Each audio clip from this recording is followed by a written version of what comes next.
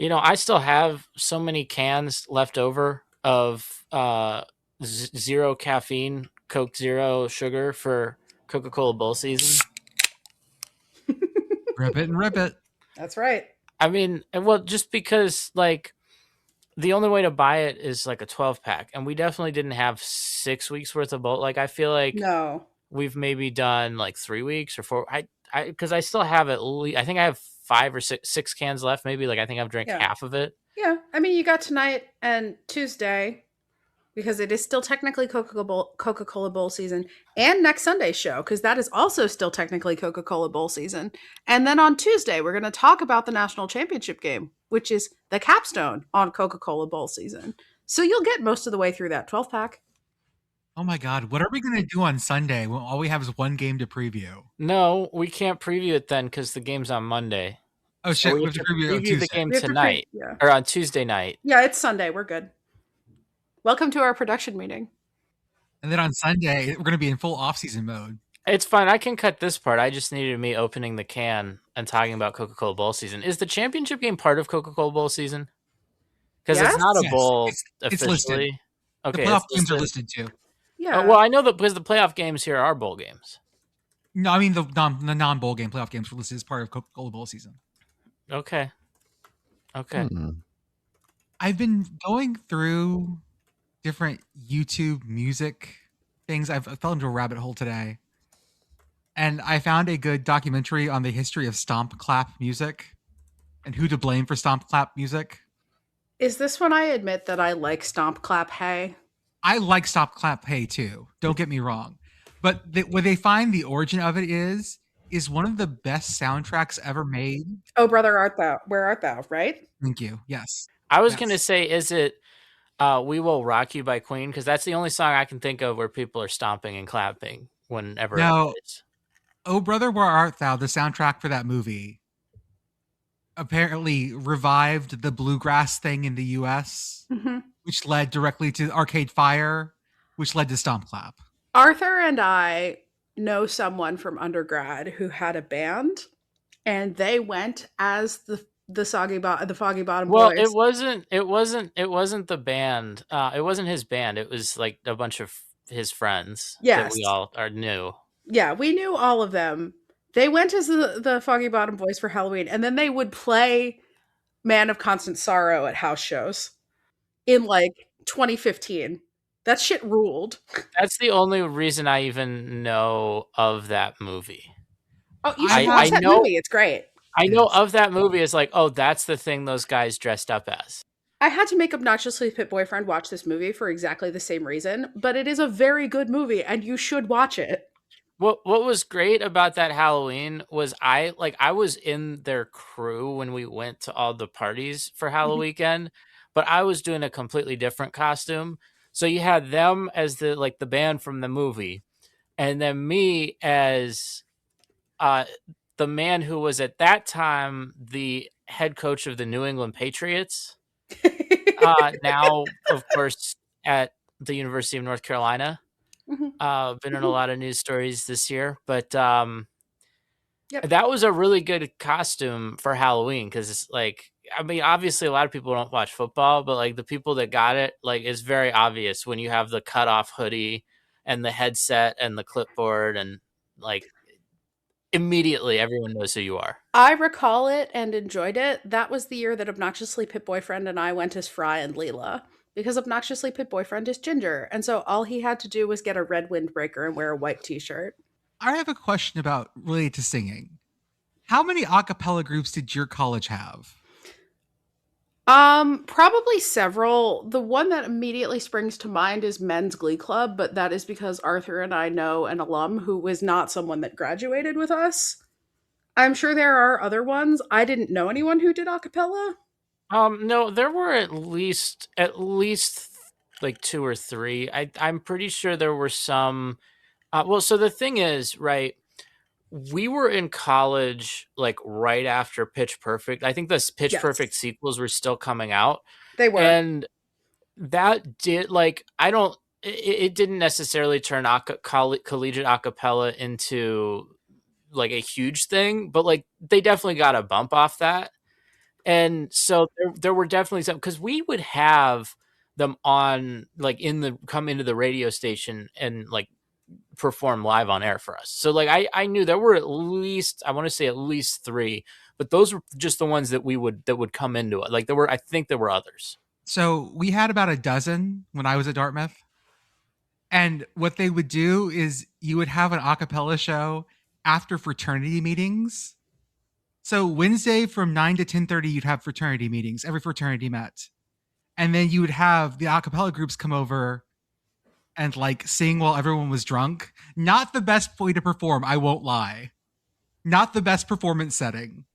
A fraternity house with a bunch of drunk assholes screaming for Freebird. Wait, so if you had this many acapella, like how did they distinguish themselves? What they wore, there were the cords who wore corduroys. Outfits? Yeah. Really? There were the airs. There were, I think the airs actually went on TV at some point. Maybe the chords did. What did the airs wear? I don't remember. There were the ones that there were the all girl groups, the dodecaphonics. Right, that I get. That I get. There's your mixed gender groups. We had lots of male groups for some reason. Yeah, that makes sense. I asked this because this feels like a very Northeast thing. This is a very Ivy League thing. Like Commish, I have some questions about the acapella scene at ULM. We have acapella groups doing like fun, funky covers. The only acapella group that I can think of is ones when they went duck hunting with the duck calls. That's it. That's really there was just duck calls. That wasn't even on campus. That was it. Trying to shoot down ducks during duck season.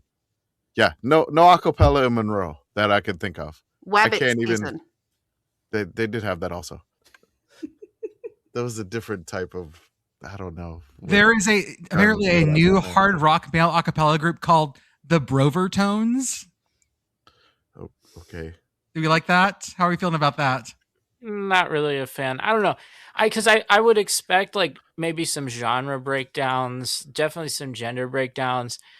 Just going off of the outfits is wild to me. Although I would be interested if there was a specific group that was like, if there was someone that had really cool out, like if it was like, yeah, like we only perform in just insane outfits, like the stuff you'd see someone who really wants attention at the Met Gala wear. That's my acapella group. But again, when your performance group is frat room, I feel like you don't want to bring the nice stuff. I'm clearly not prepared for this podcast. I'm going to get some rum. was there now here's an idea. I guess this probably couldn't have existed when you guys were in college, because it was too long ago and they hadn't been founded yet. It's fine, but fair. It hurts, but it's fair. What if there was an a cappella group that only performed wearing home field apparel, the official apparel of the Sickos Committee? And let's just get the ad out of the way right here, right now. Let's go. The softest, comfiest collegiate apparel.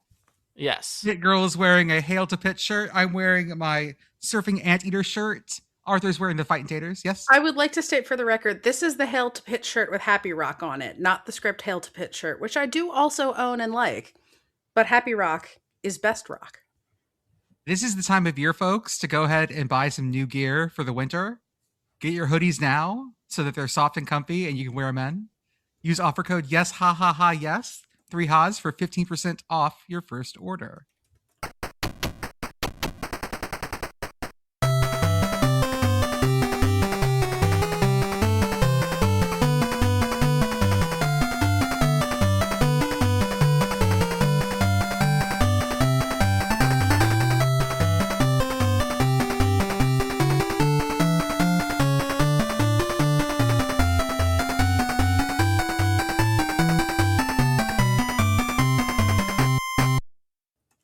Welcome, everyone, to the Sickos Committee podcast. This is our podcast for the evening of January 11th, 2026.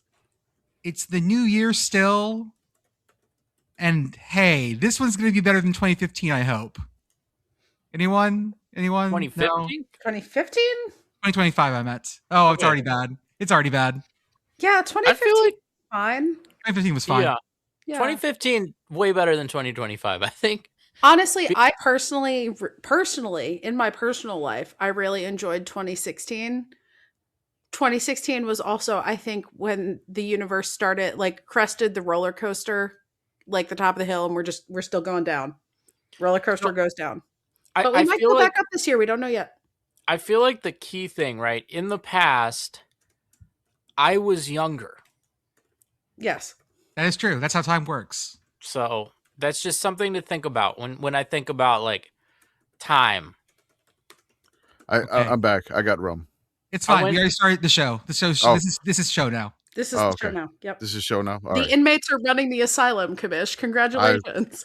I'm clearly not ready for this one. As always, I am Jordan. With me tonight, I have Pitt Girl, Commish. Beth will be here soon, and Arthur on the ones and twos. Pitt Girl, how are you? It's Sunday. Happy Sunday. I will wait to talk about the thing that I did yesterday until Beth gets here, because Beth was there too. Meat space. People. Yes, very much so. Leg space, I think we've established it. Commish? Yeah, fun weekend. We did Costco with the family, like Saturday morning, with 2 kids in tow. We did well. I was proud of us. Did you get free samples? When we get open on the weekends, like the free samples don't pop out until like 11.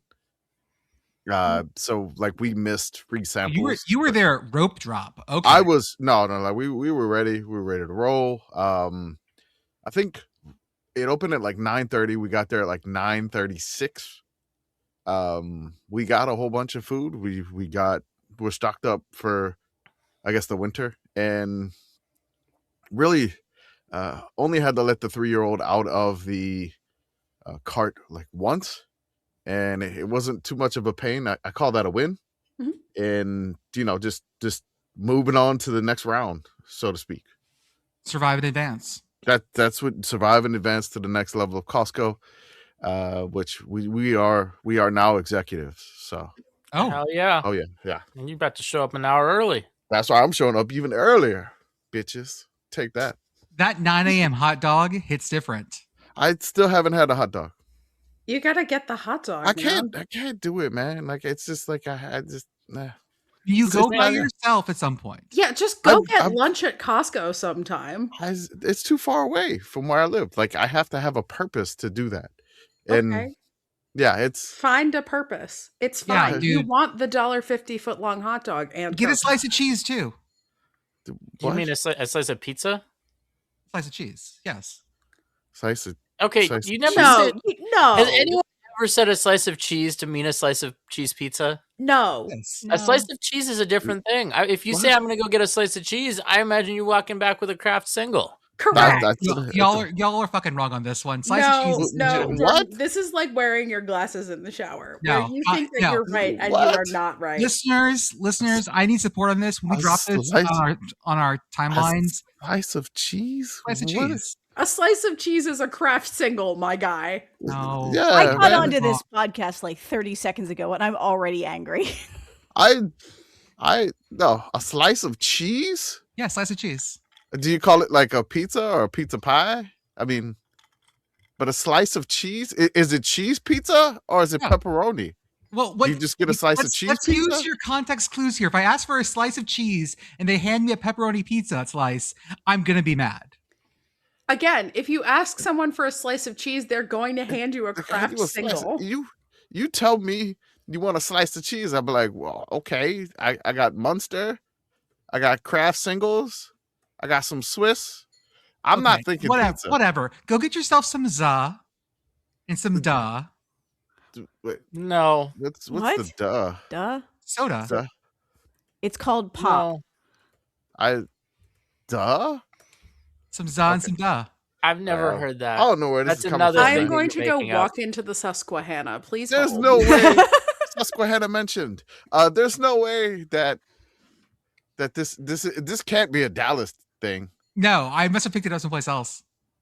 Someplace else. Feeling it. Where the fuck do they do this? Slice of cheese. Nowhere. Hey, friend of the show, Scott, made pizza tonight. You guys want to see? Yeah? Yeah. I just posted it in. Oh, is Oh, that no! Did he make it? He made the good kind. He did make the good kind. The Altoona pizza. Hotel pizza. Yay, hotel pizza. Beth, how are you? I'm great. I got 2 things tonight that I've learned are basically like drugs for me. That's like why I lost track of time, because I got a really nice canning sealer and I've been sealing every possession I have into ball jars. Nice. And because I also, I found out what the money is for. Let's put it that way. I bought a theremin. Yes, you did. I did. Beth, I was really worried about you when you posted in our chat, "I'm sorry. I'm so sorry." And then didn't respond. And we were all concerned about you. And then the update was, "I bought a theremin." This is the best news. Beth having a theremin is the best news for everybody on this show and everyone who listens to this show, except Arthur. I haven't opened it yet. It's not one of those assemble ones? You can it's already assembled? Yeah, it's pre-assembled. This is a theramini. It's one of the ones that I can make it more and more tonal if I please. I spin the little dial and it will be like, now I'm a normal diatonic scale, or now I'm a blues scale, or cool. Nope, you get what you get and you don't get upset. It looks like a spaceship and I love it. It's so cool. Okay, Pitt Girl. You want to talk about the farm show? We went to the farm show. Pennsylvania Farm Show. We talk about this every year, but every podcast is someone's first. So the Pennsylvania Farm Show is the nation's largest indoor agricultural expo. It is effectively the Pennsylvania State Fair, but it's in January and it's inside in a building that is like 200. It's like several 100,000 square feet. It's very large. It's big. I'm just imagining it's the Alamo Dome in my head. Oh, it's bigger than that. It's bigger than the Alamo Dome. It is bigger than the Alamo Dome. Yeah, it's huge.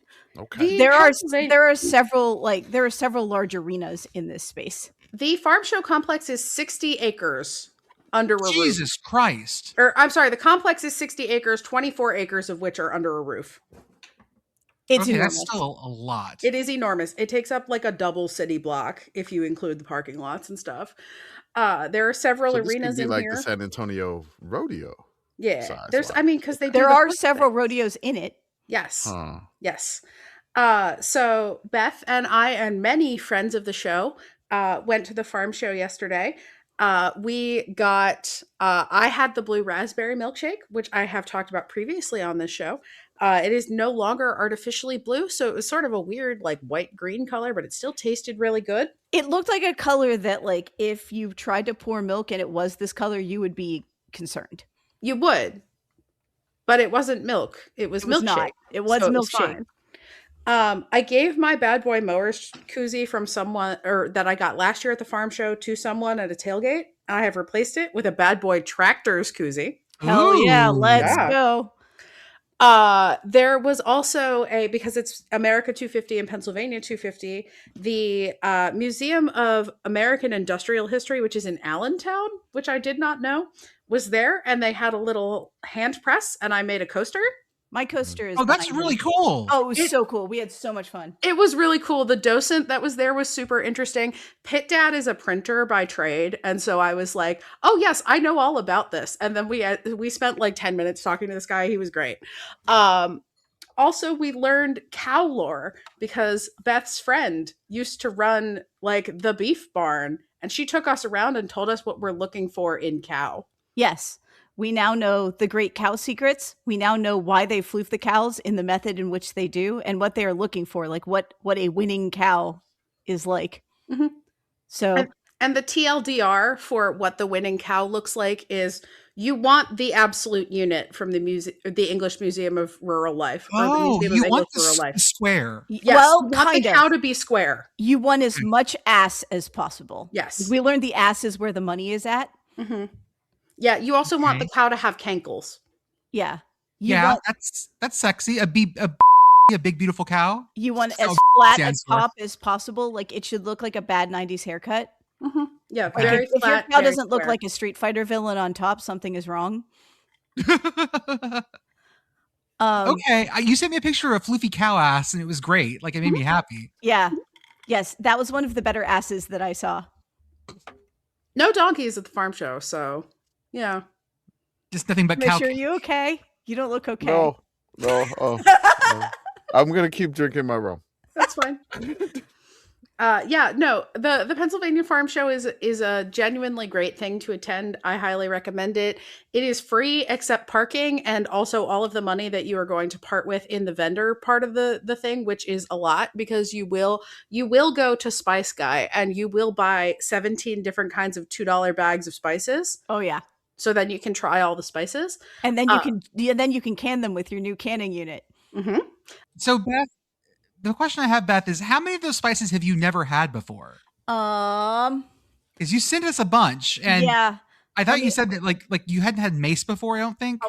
Mace is great. I might have had it, but I've never cooked with it. There are a number of these that I have never cooked with. Mace goes in apple things. Put that in your apple pie. It's a warm spice. I've heard that you can it's like extra interesting nutmeg, and I go through nutmeg like it's candy, much to the horror apparently of several of my friends on Blue Sky.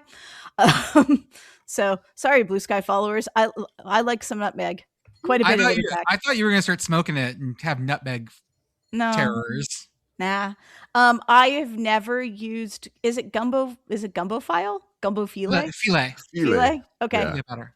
I was trying. File is. We were trying to figure out. We're like, well, we know that Commish is a Gumbo File, but tonight on the Gumbo Files.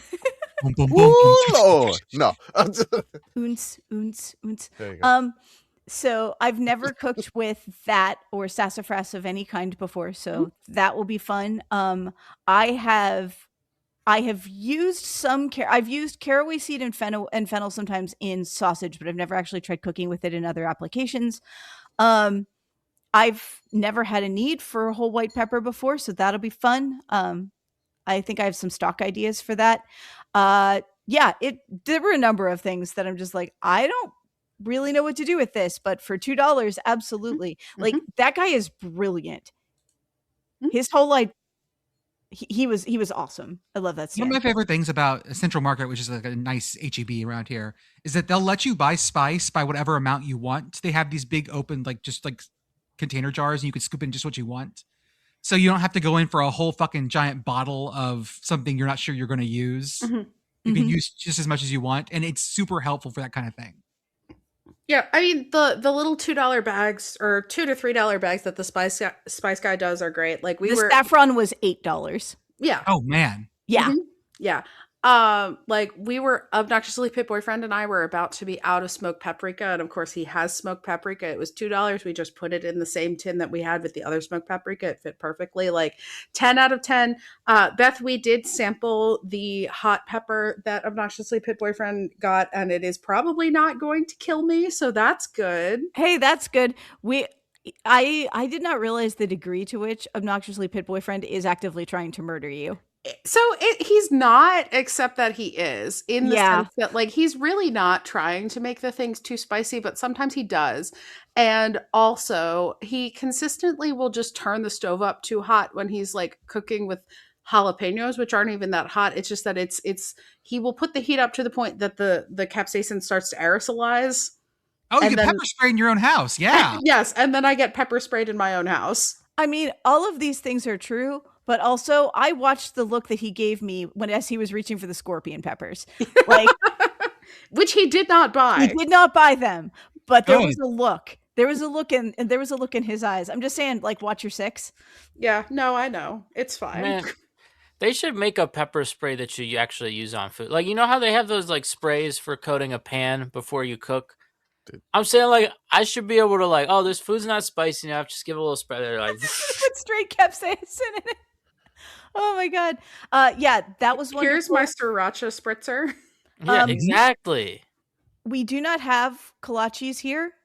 We do have strudel stand. We do. Arthur, they already have that spray. It's called Cajun Blast. Cajun Blast? Okay, I gotta look for this. In or around the Cajun. That's right. A general rule of thumb I have if a food or beverage has blast in the name, I gotta try it. Oh, that's a good rule to have. I like that rule. Yeah. It's like Baja Blast, but Louisiana, and surely these things are the same. I got to sit around on a zero-turn bad boy mower, and I was roundly mocked. Why? Because I was very pleased that there was room by my feet to put my shopping bags down. And I'm like, I like the fact that there's a little shopping bag shelf. And the look of disappointment.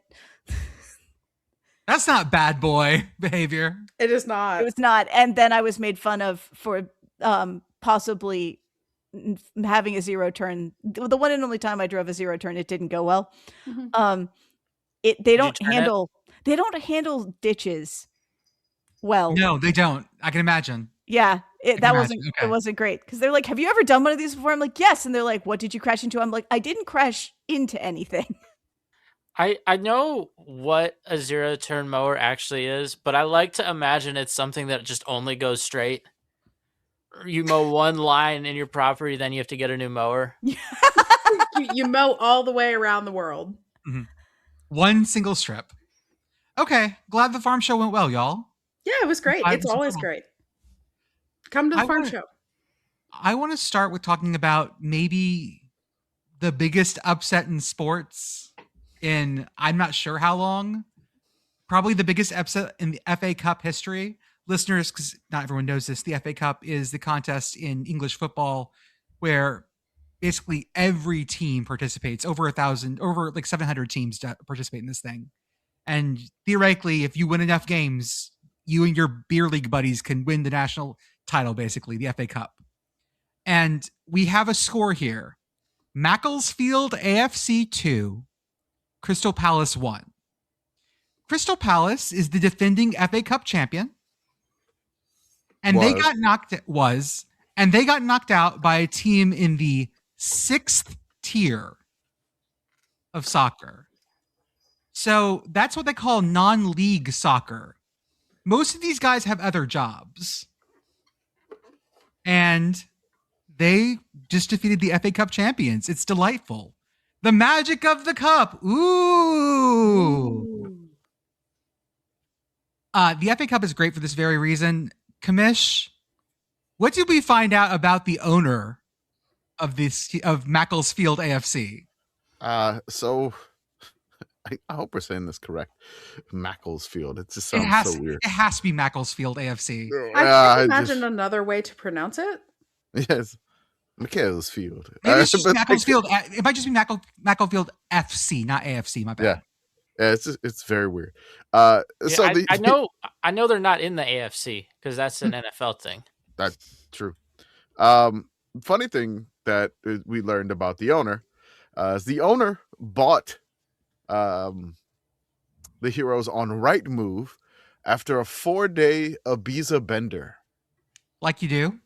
Yeah. Look, we've all been in Ibiza taking funny colored pills and drinking, and we bought a soccer team. I mean, this is the kind of thing that we on this podcast would do if we had the money to do it with. Yes. So that is what the money is for. I think so. I mean, when I think of my intoxicated purchases, like there's not a football team there. There's a lot of DVDs of Jean-Claude Van Damme movies, but that's your football team. Everyone has that's my football. So if I ever am rich enough and go on a bender, I'll probably finance a movie. Yeah, you'll get another Jean-Claude Van Damme movie out. I'm like looking at this website, Rightmove. Yeah. And it just looks like how to help you move. I'm trying to figure out like where he found the listing for. Well, it's a property thing. It's a property website. So I assume it was for the stadium, maybe. I have no idea. It's just commercial for sale, rent. I have no idea how he found this, but it's probably a different website in the UK. So the quote here is, "I bought it from Rightmove after 4 days drinking, and I can't really remember buying it. And look where we are now." Yeah, beautiful. What more do you want? Rightmove. God, it's great. So the last time a non-league club beat an FA Cup defending champion was in 1909, and the Wolves were knocked out by Crystal Palace. So Crystal Palace, everything comes around. These two teams are separated by 117 places in the pyramid. There's 117 teams. And I know in college football we go, well, that's just FBS. That's not that impressive. But folks, this would be like a D3 team beating an FBS team. So if we did the version of it in, we'll say Bill Connolly's SP Plus right now. Mm-hmm. I'll just use that. Mm-hmm. So Crystal Palace was 12th in the Premier League, right? Mm-hmm. Yeah. That's Iowa. Okay. 117 places below Iowa. So that's number 129.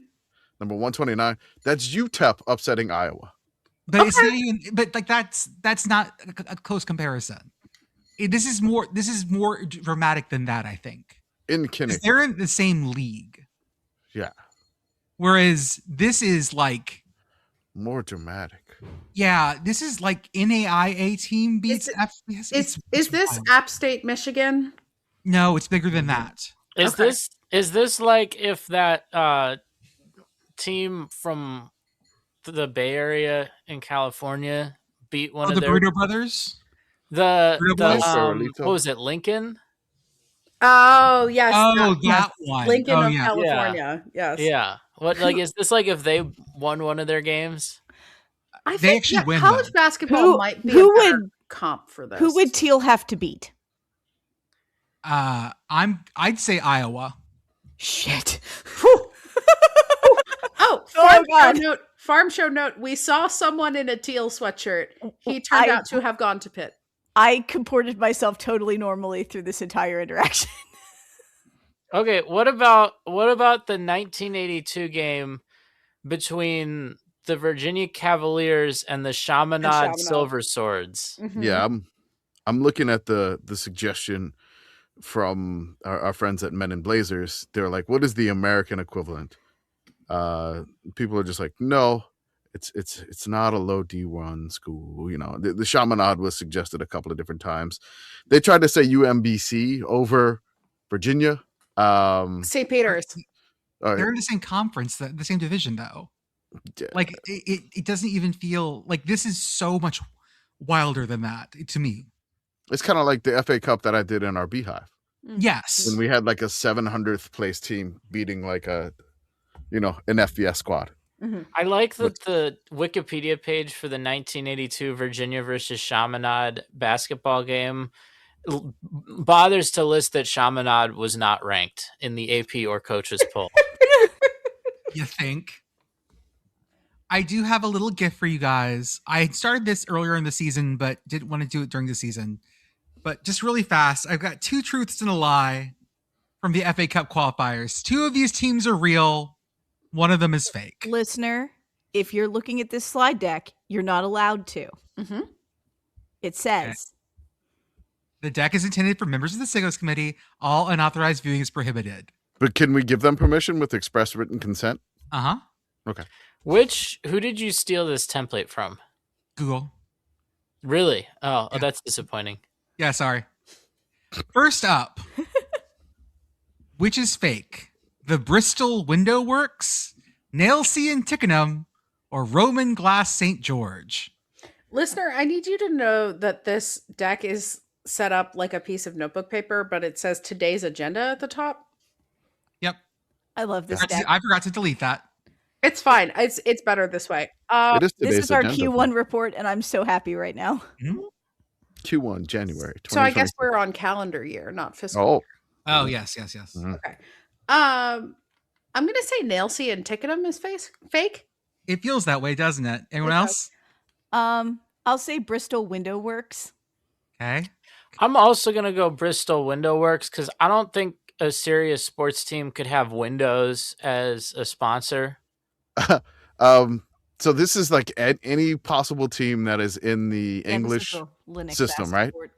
In the that competed in the FA Cup this year. Okay, I'm going to say Roman Glass St. George. Okay. Bristol Window Works isn't real. Roman Glass St. George is a real team. Hell yeah. Okay. And also Roman Glass St. George FC was founded in 1872 and is nicknamed The Glass. They play in the Hellenic Premier League Premier Division. I gotta see this crest. So their name is Roman Glass, but they play in the Greek Premier League in the UK? Yes. Why? England. Next up. I don't know how the answer is colonialism, but it is. I'm not going to understand any of these words. I'm just going off vibes here. Next one. Which of these is fake? British Airways, London Ambulance Service, Metropolitan Police. I'm going to say British Airways because I've heard of this. Yeah. Yeah, okay. British Airways is a real thing. That's an airline. They fly to Pittsburgh. No big deal. And I'm going to say that is fake because I would say that I would say that a British Airways thing, if it's going to be a soccer team, is going to be some sub entity. Like it's going to be like British Airways, like support staff, or like ground crew or something. I don't know how airports or airplanes or airlines work. Airways is too new of an organization to be like, yeah, we're also going to have a soccer team. Okay, Commish? God dang, man. I feel like the police would have a squad. The ambulance service throws me off. So I'm just going to be different and say the ambulance service. Okay. The correct answer is London Ambulance Service. Okay. British Airways FC was founded in 1947 and are in the 9th tier of English soccer. Okay.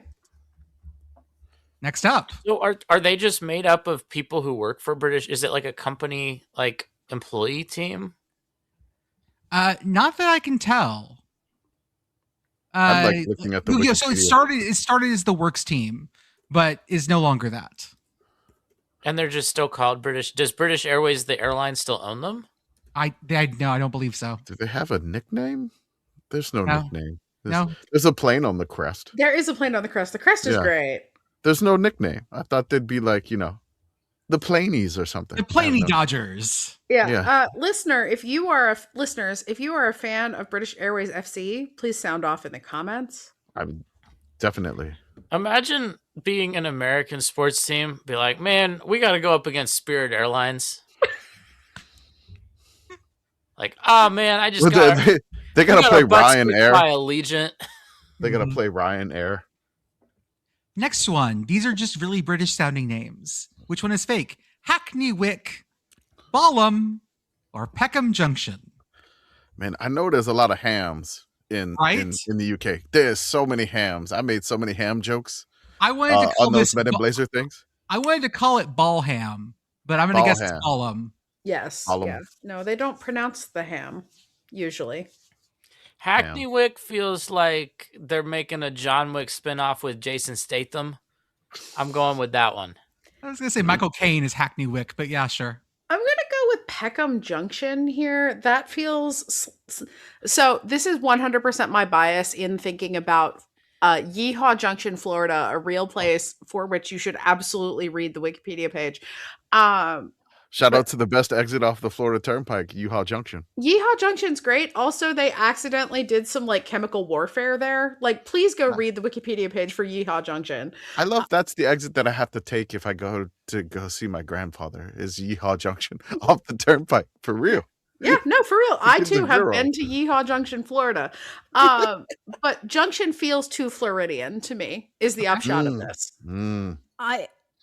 Pitt Girl, I'm with you. I'm not with you because it's very Floridian. I'm with you because I think that's in Pennsylvania somewhere. Okay. I want Balham to be real, but I don't think it is. So it's Balham. Our answer is Peckham Junction. Damn it! I wanted that to be real. Hackney Wick and Balham are real. I must briefly correct myself.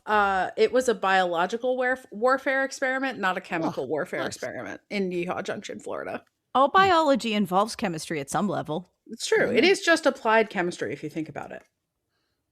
These are classy names. We've got the Corinthian Casuals, the Edwardian Gentlemen, and the Stone Old Alienians. These are great. Stone Old Elenians is some sort of secret society at Dartmouth. You can't fool me. give you the secret handshake. I have the brand. Guaranteed. I'm going to take the Edwardian gentleman because, as we all know, as everyone knows, really, there were no gentlemen then. Ooh. I'm gonna go with Corinthian casuals because I've based on what we've seen so far, I don't think these people over there are casual about their soccer. Would agree with you. Alexa, play Chapel Roan. Man, I have no idea. Stone Old, the Alienians or whatever. Edwardian gentleman is incorrect. That's right. Beth was correct. There's no gentlemen. There are no gentlemen. It's true. That's right. Number 5, Chucklefords, Moneyfields, or Cockfosters. This is a trap. This is a trap. Chuckleford, Moneyfields, Cockfosters. Chuckleford is in Pennsylvania. I don't know where, but it is. It's probably near me. It sounds like it is. Chuckleford sounds like a Philly burb, I think. Oh, yeah. Like maybe by like Haverford somewhere. Yeah. Okay. I was gonna say that Moneyfields is a Kendrick song, but that's Money Trees. So, I mean, maybe there's trees in those money fields. I'm gonna go with Chucklefords. Okay. I don't think they would have something called money fields because like money feels. I don't know. I'm just gonna say I don't think it's money fields. Whatever. Okay. I will also take Moneyfields.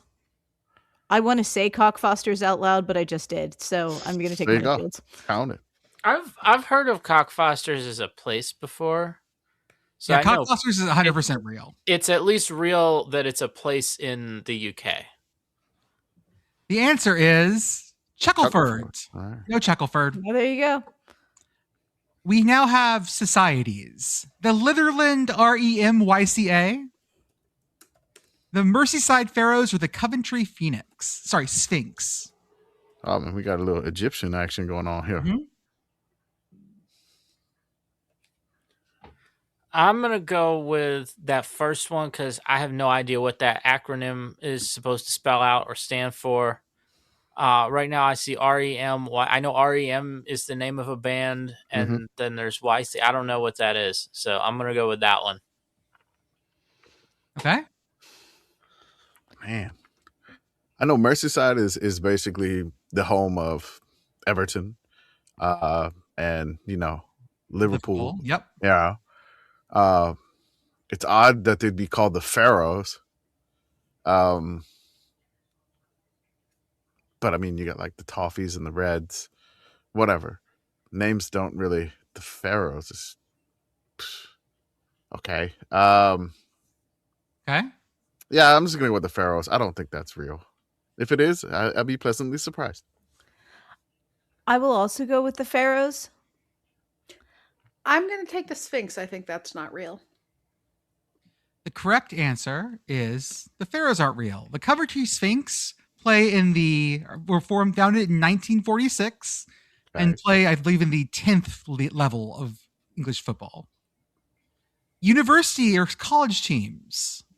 Oh. Which is fake. The Loughborough Students, Hartpury University, or Oxford Sixth Form. Wouldn't Oxford Sixth Form be like a bunch of children? Is that like Six Sigma? Basically. Get a yellow belt in soccer. Like, here are all of my 6th graders. This is our soccer team. That was in no way Riz. The colleges over there have weird things like this. They call their things forms. Okay. Yeah, that's something I've never understood, and I never will. I'm going to go with Hartpury University, mainly because that's the easiest one for me to say to give it as an answer. I like to imagine that you invented the Loughborough Students because you were trying to spell lowbrow and you just took it too far. That would be good. It'd be weird if like students were playing, professional football, but that is like college. So, man, Hartpury, it feels so British, but it feels so fake British. Okay. The answer is Oxford Sixth Form. See, there are not middle schoolers playing actual English soccer. Yet. Nope.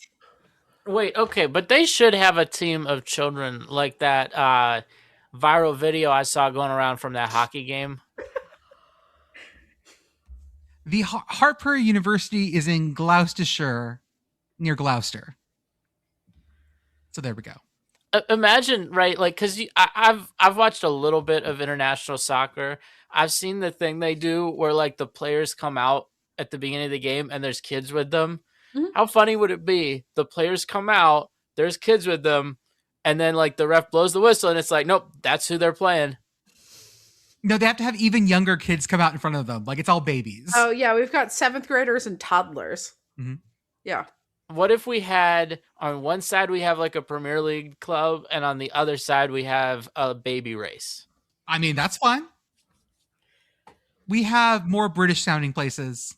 Plough and Harrow, Bearstead, or Walsham Le Willows.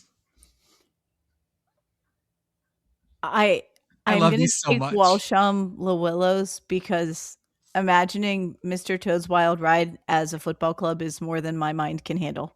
Mm-hmm. Plough and Harrow is Crate and Barrel. Like we have Crate and Barrel at home. Yep. Mm-hmm.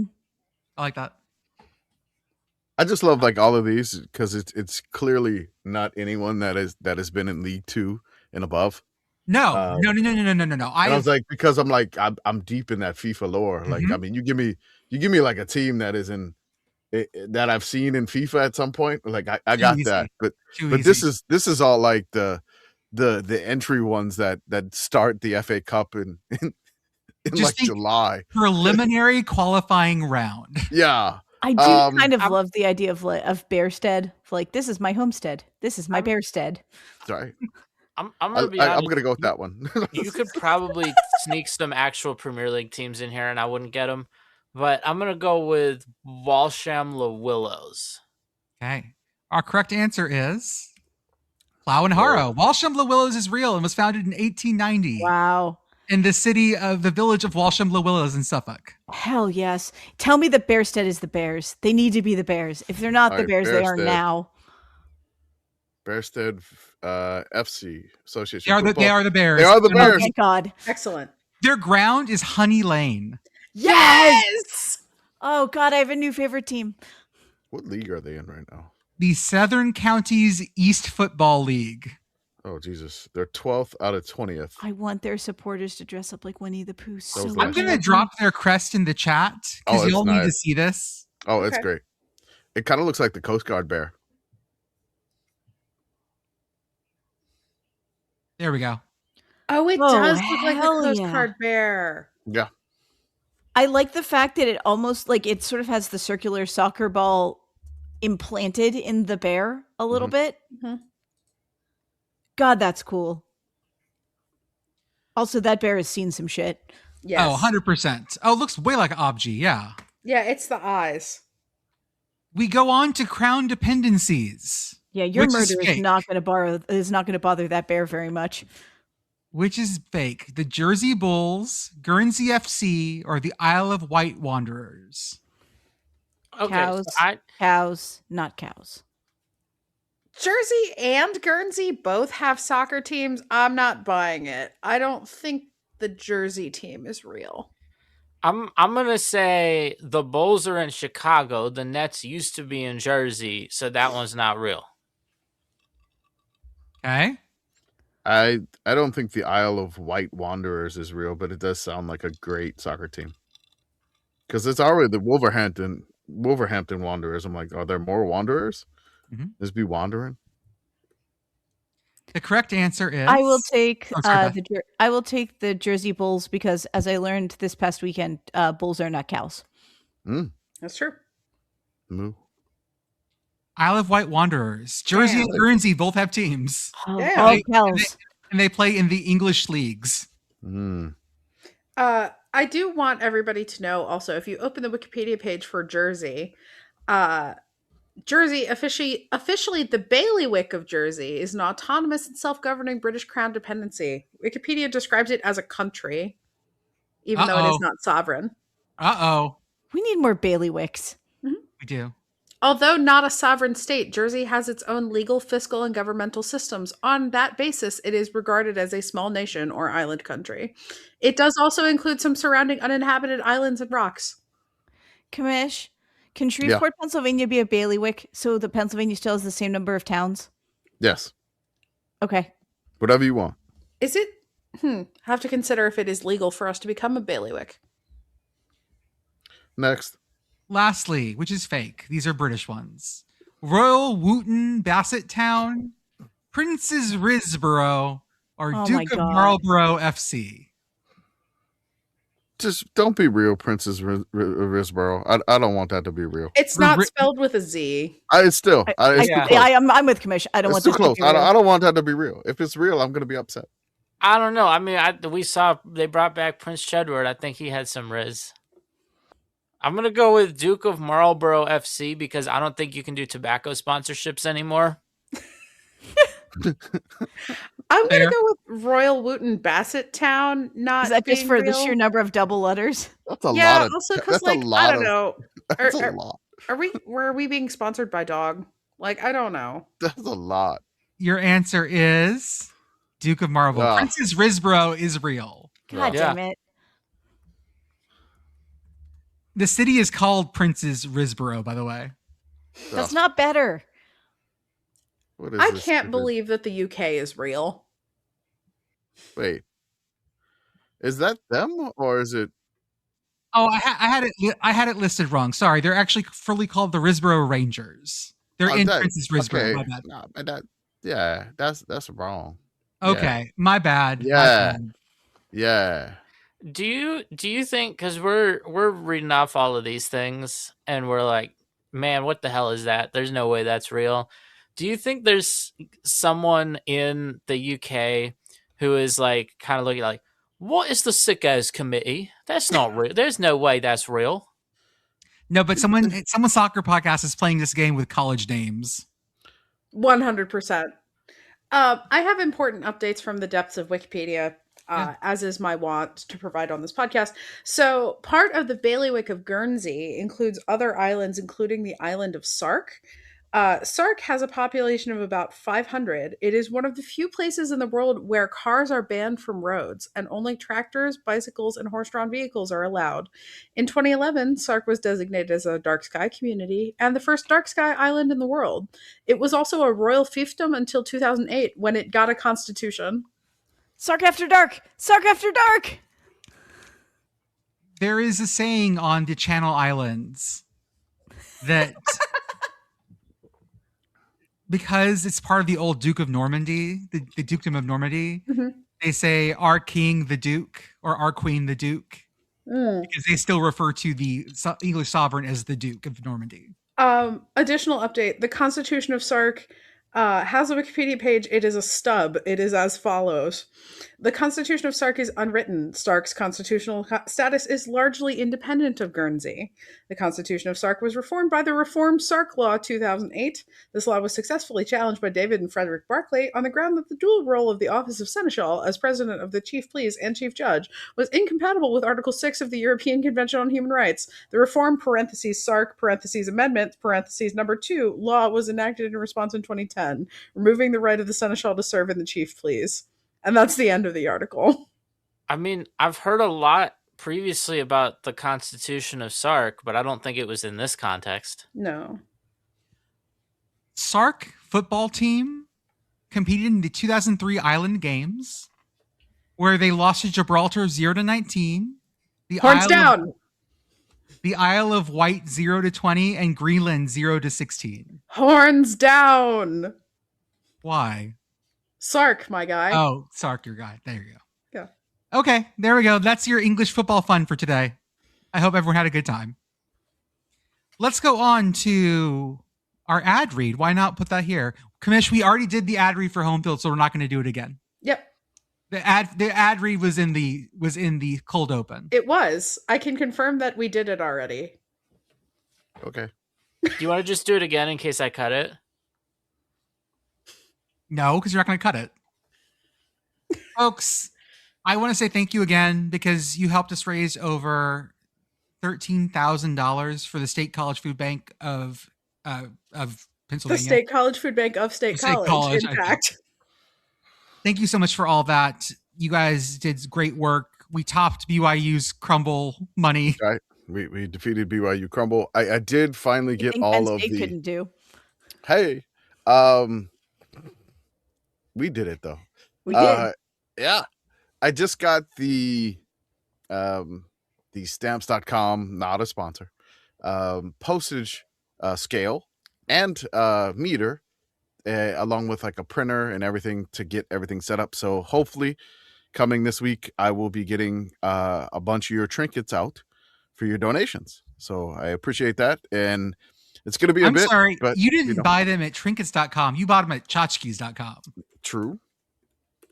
They're tchotchkes.com, along with some additional stickers that were not bought there. But okay. Hey, we have a Vivid Seats code. We do. And if you're going to the national title game, you're going to want to use this because you get $20 off your purchase of $200 or more with code Sickos20 and those national title game tickets. Oh, yeah. $20 off would definitely help you not pay for parking. But still. Es muy expensivoso, I'm going to say, as they say in Mexico. If you want dice, go to DiceMV. Go to DiceMV. They have all your Sickos D&D dice needs. Use our code yes 3 ha's for 10% off your first order. Get the big fat boy D20. Oh, this is wrong. Why is it giving me 2027 in Las Vegas? This is not what I want, Vivid Seats. Trying to find the national title game? I am trying to find the national title game. Is it trying to give you national title tickets that are within your budget? No, even those were actually more expensive than the ones for the game on MLK Day. Seats for the college football playoff championship game on Vivid Seats start at $3,223. So yes, you can save $20 with our discount code from Vivid Seats. Those are $200, more than $200. Yes, more than $200. Yes. Or you could buy knives at the farm show. You could. You could buy this. You could buy the Spice Guy out. I don't know about that actually. How about you give us money instead? For $5 a month, $125 a week, get access to our Discord where you can go chat with us. It's great. Beth, why is your mute button going wild? Podcat's out of my keyboard. Yeah, I was just saying, I assume Podcat did that. Yes. Hi, Podcat. We have lots of great off-season content coming up. Some of it's going to be paywalled in our Discord or behind the Patreon. So make sure that you come check us out and do that.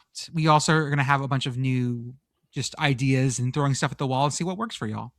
Go to our merch store at sickoscommittee.org. Go to our YouTube. Go to our Instagram and our TikTok, our Twitch.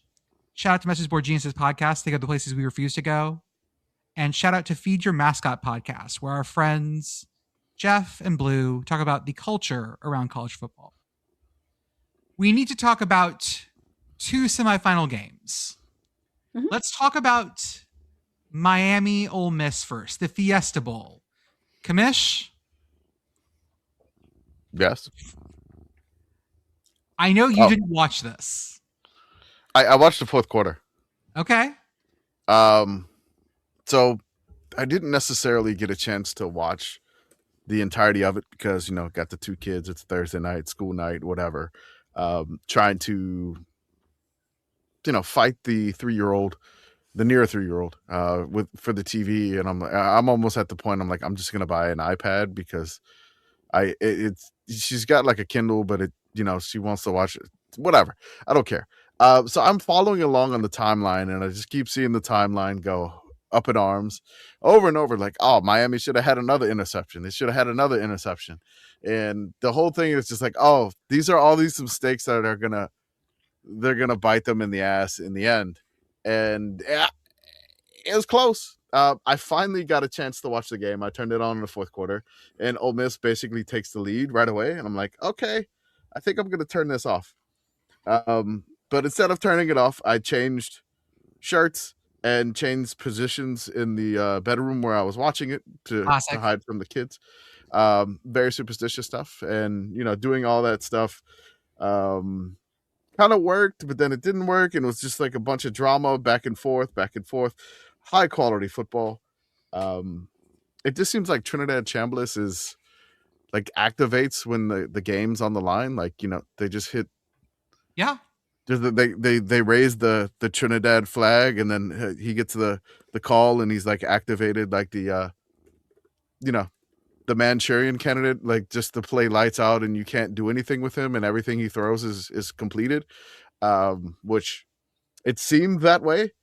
And then Ole Miss takes the lead late, and like 3 minutes, and I'm like, oh god, yay, Carson Beck legacy drive. And I'm watching this drive unfold, and there is just like, okay, this is how it's going to end. There's going to be the back-breaking interception, and it's over. Mm-hmm. Miami season's over. Ole Miss, without their coach, continues on. But for some odd reason, Miami's able to get a touchdown with 18 seconds left. In my head, I'm like, there's no possible way that this game is over. There's still 18 seconds left. And in 2 plays, Ole Miss is in like nice Hail Mary range. I'm like, God damn it. Just 2 plays that cut up Miami. Like just slice the rush 3, like just right down the heart of the middle of it. It just like, it was just, come on, man. But then, they throw a Hail Mary in the end zone. It's out of the back of the end zone. Whatever you want to say, if it's pass interference or not pass interference, it wasn't called.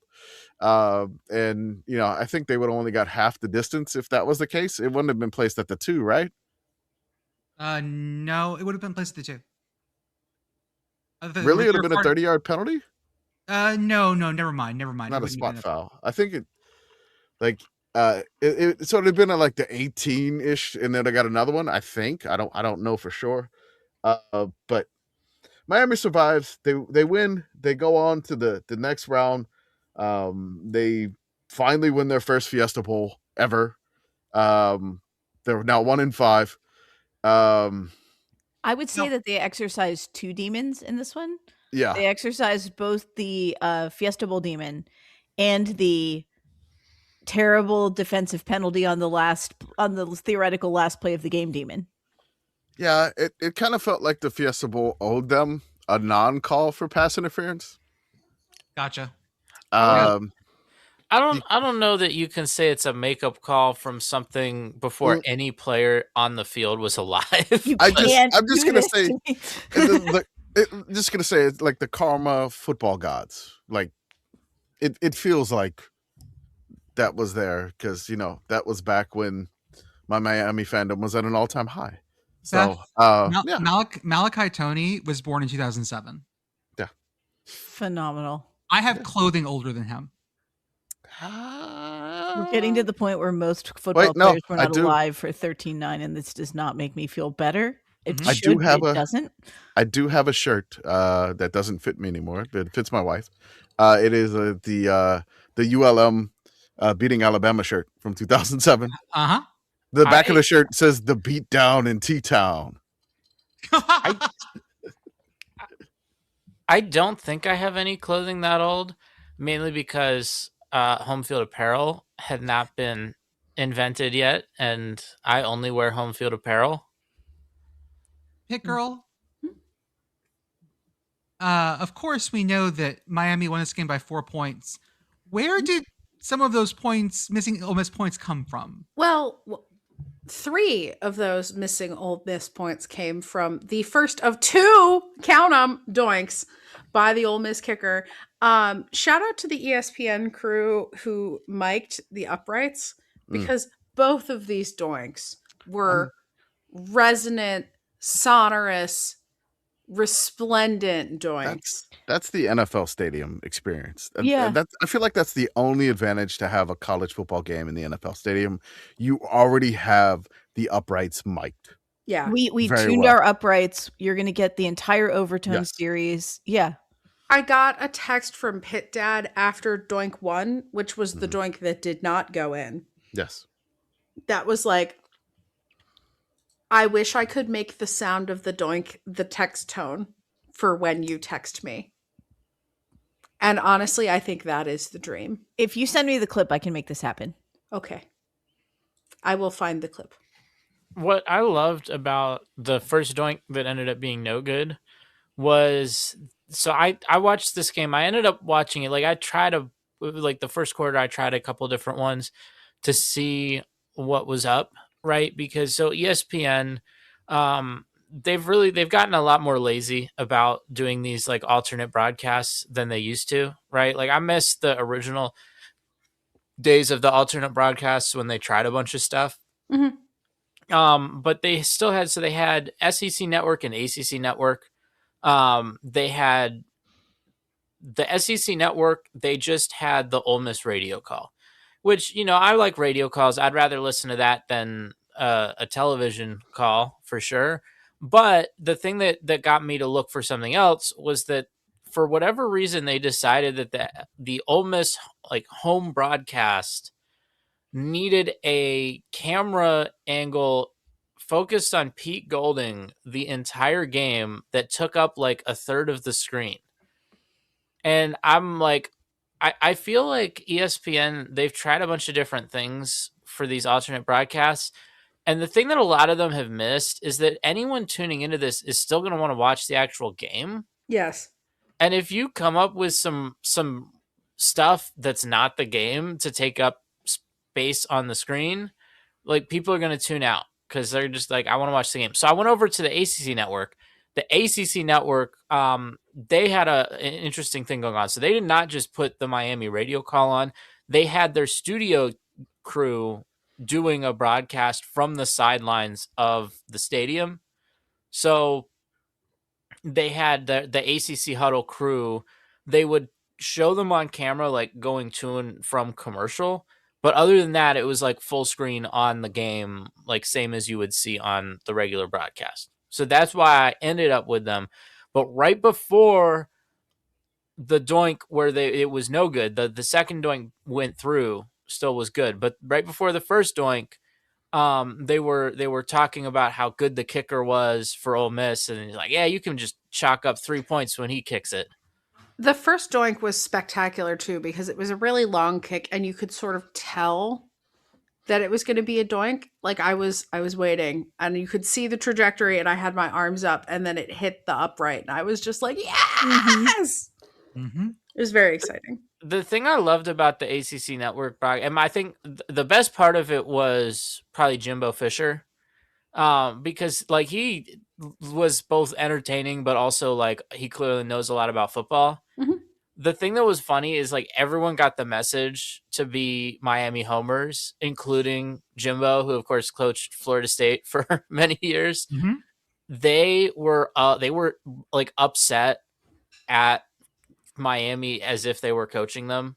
Mm-hmm. Like it was a really interesting thing to listen to, because normally if you're listening to a radio broadcast, if a team is making some mistakes, they will, like, there's certain things where like they're not going to go there in terms of criticizing players, criticizing various things, because at the end of the day, they're employed by the schools for the most part. And the ACC huddle crew was not scared about going there. Like I remember there was one play where a Miami defender got, I think it was a late hit, 15-yard penalty, and one of the people on ACC huddle was like, and he has the most offside penalties in the ACC or something like that. Like they were going in on people that they thought were letting Miami down. Like, and they had a bunch of Miami legends like join the like, so they brought in like Edgerrin James, Calais Campbell at one point. There were some other guys. The one guy I noted that they did not bring on at any point, you guessed it, they did not talk to one specific Miami fan who has been going crazy on the sidelines. They did not let him on a live mic. Yeah, yeah. There no dump button there, I think, is probably the problem. At one point I couldn't hear who said it because it was very quick, but they're like Ole Miss completed a pass, and I forget exactly the situation, but it was like a kind of like, oh, like that, you know, you like we had them backed up and then they got a first down, and on the broadcast I heard someone just go shit when they completed the pass. Like it was so quick I couldn't hear who it was. But as our resident person with access to the 4K feed, I do feel obligated to note that For the Fiesta Bowl, the ad break shot on the 4K feed was for a long time it was a still from pregame of like a corner angle on the stadium. Eventually they did update it so it was moving, but it was not a great angle and it didn't have sound. Sometimes the like stadium shot that plays over like when the studio halftime stuff is and when the ads would go and stuff on the 4K feed has sound, and we'll talk about that for the Indiana game. But on the Fiesta Bowl, it did not have that. But when they realized it was broken, for a couple minutes, it sent us to Pylon Cam. Ooh. Uh-huh. And I got to just experience what it's like to be a pylon sitting there waiting for something to happen. Did it feel peaceful? I bet it felt peaceful. Honestly, it really did. I took a picture of my TV and posted it on my Blue Sky. And it's just, you're just there. You're just looking down the line and you can see the lights and stuff. It's very nice. How did we like the first down cam?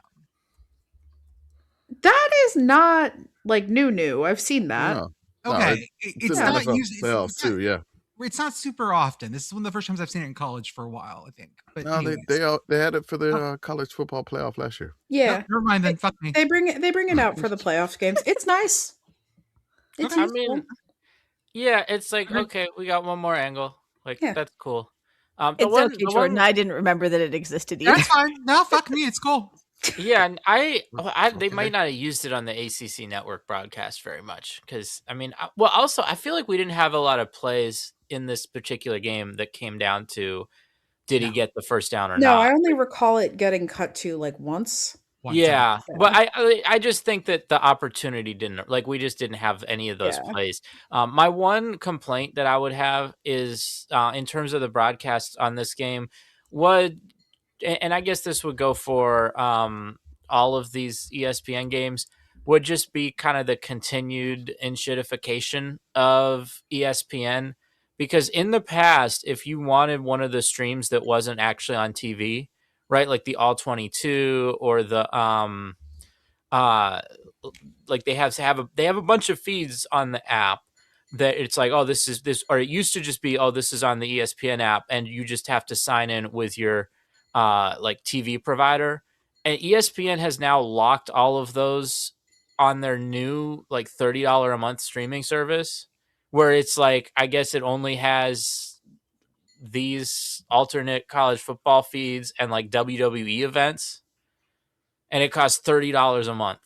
Mm-hmm. And so like, yeah, like I'm not paying $30 a month to watch like the All 22 for a handful of college football playoff games or something like that. It used to be included with your TV package, and now it's not. We switch now to the Peach Bowl. I'm going to say a sentence, but the word is wrong. The middle word is wrong. Indiana beat Oregon. The word beat is incorrect. Yeah, no. Indiana put Oregon into the contraption. I feel like Indiana did beat Oregon. Like you can go through whatever happened, but like that did happen. I didn't actually watch this game just because in terms of like what I could do with my life, I was like, I think I probably have better things to do than watch this game. And in fact, I was trying to think, like, is there something that like I could do that takes a lot of time that I could be like, well, at least I wasn't watching that game. So I was like, I'm going to try this thing I've heard about on Pablo Torre Finds Out. They did an episode. I was like, I'm going to try that for the first time. And I was like, it was whatever, but it's like the whole time I was like, well, at least I'm not watching the football game. And then I got a text message from you saying that you were taking, I believe, double shots of peach brandy every time Oregon turned the ball over. Yep. Yep. I was still aware of what was going on in the game. I just wasn't watching it. Also because like ESPN didn't have any cool broadcasts of this one. So do we go with crush, dismantled, fed into the wood chipper? I think beat is still accurate. That's annihilated, pulverized, macerated, flattened, turned into a cautionary tale. I watched every minute of this game. I did. And yep. I had a lovely time doing it. And I say that as someone whose second favorite college football team by far is Oregon.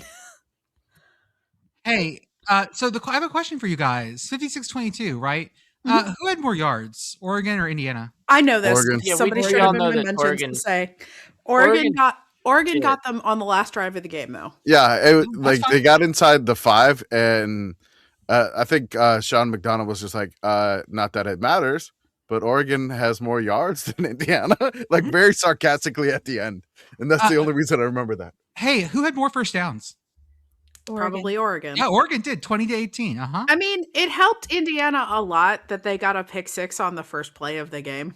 Also, several Indiana drives just sort of went, this is a touchdown now. Yep. Yeah, I just think also, though, after the way that this game went, you wouldn't be asking these questions if it had been if Indiana won by 30 and they had more yards or they had more first downs, it would not be notable. Where's the "that's the joke" gif? Hold up. Hey Arthur, check out this podcast chat. Oh, which one is it? The one or the other one? The one. Just McBain. put it in Oh, I both, see it's it. Yeah. Okay. McBain. That first pick 6, I was driving to a friend's house, and I had the game on the radio, and it was beautiful. Which broadcast were you listening to on the radio? The Indiana broadcast. I was listening to the Oregon broadcast when that happened. Oh, so how was that? They weren't they were trying to be optimistic about the game, and you're just watching that get crushed very, very quickly, and it's like, oh, well, that's not how you want to start the game at all. I will give them props for after that happening, them driving down the field and tying the game. Mm-hmm. Oh yeah, no, So and they sat on the ball for 8 minutes too. In the Oregon broadcast after that happened, they're like, well, we controlled the ball for most of the first quarter. It's 14-7. We still might have a chance here. From the first quarter, it was an Oregon 14-play 75-yard touchdown drive and an Indiana 11-play 75-yard touchdown drive. And I thought that was going to be the game for a while. That we were going to take turns doing these long journeys down the field. It was not that. Well, I think what broke it was not necessarily the pick 6, but when Dante Moore fumbled, basically his own man bumped into him and the ball fumbled, and then Indiana got it on the 3. That house of cards just basically crumbled at that point. It seemed like there could be a back and forth, but Oregon was going to have to grind it out. And then once that happened, the avalanche started. Yeah. So the thing that I gathered from the Oregon radio broadcast, which I did tune into, was that there was a point towards the end of the second quarter where Oregon got the ball back. I think it was 28-7. They were trailing at that point, and there was 3 minutes left in the half. And the Oregon broadcast, rather than talking about clock management in the sense of how much time does Oregon have to get a drive going, to get down into scoring position, that sort of thing, already on first down, they were talking about play calling as how can we not give Indiana that much time when we give them the ball back? Which their plans were completely foiled because Oregon fumbled, so they didn't even get to run 3 whole plays to drain all the clock off. There was a lot of Oregon made a lot of mistakes. The pick 6 off the beginning, let's stare down my receiver with laser eyes and throw an out route. That the most common pass to be pick 6 on the very first play of the game. Not just look at another receiver first, please. Maybe try to look off. Listen, this is a problem for next year, Oregon. Yeah, just look off. Is he coming back? He hasn't announced, but he still has a decision to make, which I think he should. Just an opinion, but if he wants to go, you can. It's fine. But that was just something where I feel like he needs another year of seasoning to be ready for the NFL. That was exactly the verb I was going to use. Yeah, I feel we got to take it Spice Guy. Just based on previous or all of the Oregon quarterbacks that came before him, Justin Herbert, Bo Nix, Dylan Gabriel. Like I never felt that he was as good as any of those guys this year. So who knows? Apparently, this is supposed to be a weak year for quarterbacks. I've heard. Yeah, we'll see what People say happens that. there. I don't know for sure if he will declare I or have not. no idea about that stuff because, like, I don't know what translates. I'm not a draft person. I do think that we see this game. It's a blowout. Clearly, the selection committee messed up, and they shouldn't have put Oregon in this position. Dude, Oregon was so banged up coming into this game. They were down to their fourth or fifth string running back, their fourth or fifth string wide receiver, like the one that they were like, hey, we really need him, but he has like turf toe. We need him to go because we only got two other running backs. Oregon had people in the portal already. Yes. Yes. He's like, hey, I'm a running back. I'm in the portal, but hey, man, we need you to play because everybody else is hurt. And so I don't think Oregon was at full strength. And then Oregon, again, making tons of mistakes. Like, you can't do this to defeat Indiana. No. But I feel like we've seen in the past, right? The committee's like, we got to penalize teams if their players are hurt. So, like, that's why I'm saying, like, Oregon shouldn't have been in this position. That's a blowout, right? We can't have blowouts. Also, we don't count garbage time TDs either. So Oregon only scored 7. I mean, I just think that the committee put Oregon in a bad spot by having them play this game. They should have selected someone else or like made it more competitive. The committee, we tell them, right? We say we want the best teams in the playoff. They should have gone out and selected 11 teams that could compete with Indiana. I don't know why they didn't. Like the problem here, right? Oregon, they're a Big Ten team, and like the Big Ten, they just can't hang with a Big Ten team. That's right. I one thing just watching this game, just like an appreciation for Indiana. Yes. Which is, I mean, like Mendoza was slinging the ball. Like I'm talking about, these are like perfect spirals. Yeah. These are spirals that, I mean, look like anime spirals. Yeah. I don't even watch anime, but you can see like the trail of the spiral. And the wide receivers for India, I mean, they're making catches, and they started to compare it to 2019 LSU. Yeah. Mm-hmm. And I remember they're much less engaging to watch at any particular time, 99% of the time, than 2019 LSU was, is the only thing. Is that 2019, and I love Indiana, I do. Yeah. 2019 LSU was entertaining in a way that this Indiana team has not been, in part because they've been curb stomping teams in a way that team didn't. Well, yeah, there's a couple of things I would say is that the way this Indiana team is built, if you look at the overall like talent, right? Like if you look at the 247 composite talent thing that they make, if you look at like the rankings of the recruits, if you look at even like the NFL draft people, it's not like this Indiana team has like singular players. No. They're just really good all around, and they just execute really well. And I do think that's a little less compelling than like that 2019 LSU team where this specific wide receiver is insane and can go off at any moment. Justin Jefferson is gonna like put somebody on the ground like the N1 tour when he's making moves in the national championship game. Jamar Chase is gonna run away from somebody. And like Elijah Surratt is great, and Indiana is great, and God knows that the end of the Penn State game was like incredible football and incredibly entertaining. I think the comparison is reasonable, but Indiana plays such a different style of football than LSU does that it's like it didn't immediately spring to mind to me until somebody said it, and I was like, yeah, no, this makes sense, but also they're different. I'm still terrified I saw a run in the first quarter for Indiana, and then their center, number 78, was coming around the corner to lead block, and there's only an Oregon cornerback there, and I'm just like, oh no. Yeah. You gonna die. I was like, oh my God, no. To use a racing analogy for this Indiana team, because I feel like it's appropriate, like we'll bring up the Indy 500. So the very first Indy 500 was won by a guy who his name was Ray Haroon, and he had a strategy in that very first Indy 500 of just not taking the corners that fast. I forget the exact speed he was trying to stay under, but he was basically like his strategy was to just not go that fast, and that way he wouldn't wear the tires out.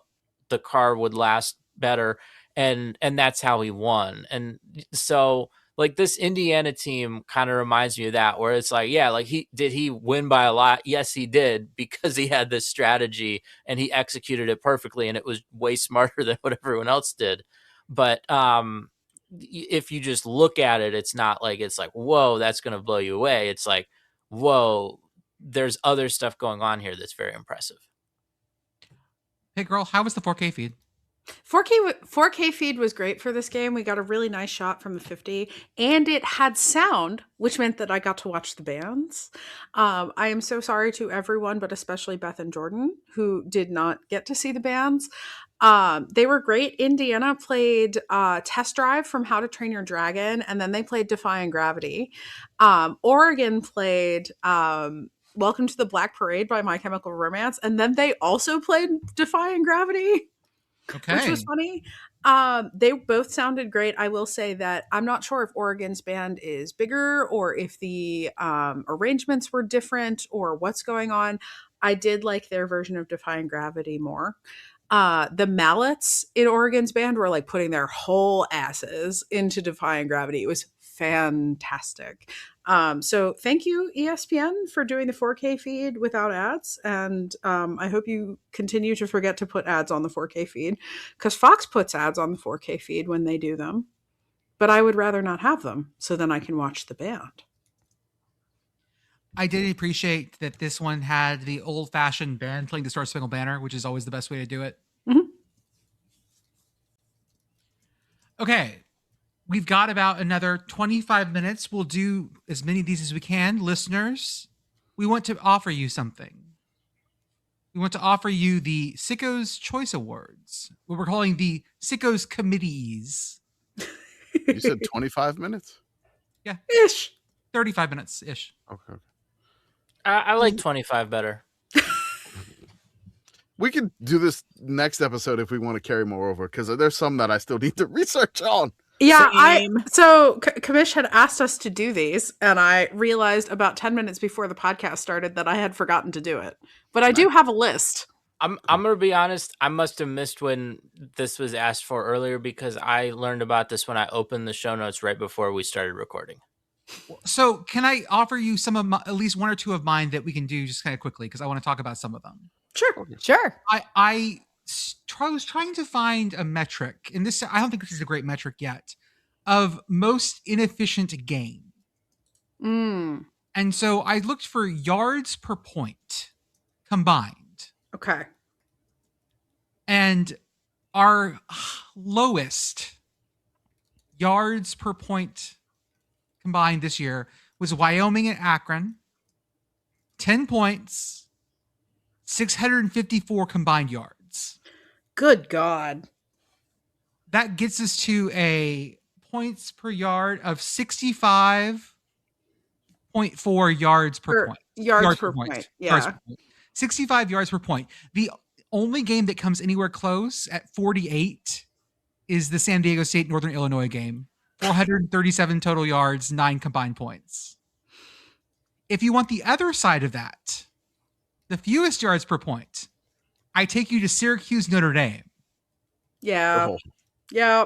603 combined yards, 77 combined points. That is 7 yards per point, almost 8. Yeah. And we won't talk about who was doing most of that. No. We're talking about combined here. Combination. Mm-hmm. But I thought that was, I think yards per point is at least a pretty good measure of inefficiency. Mm-hmm. No, I like this.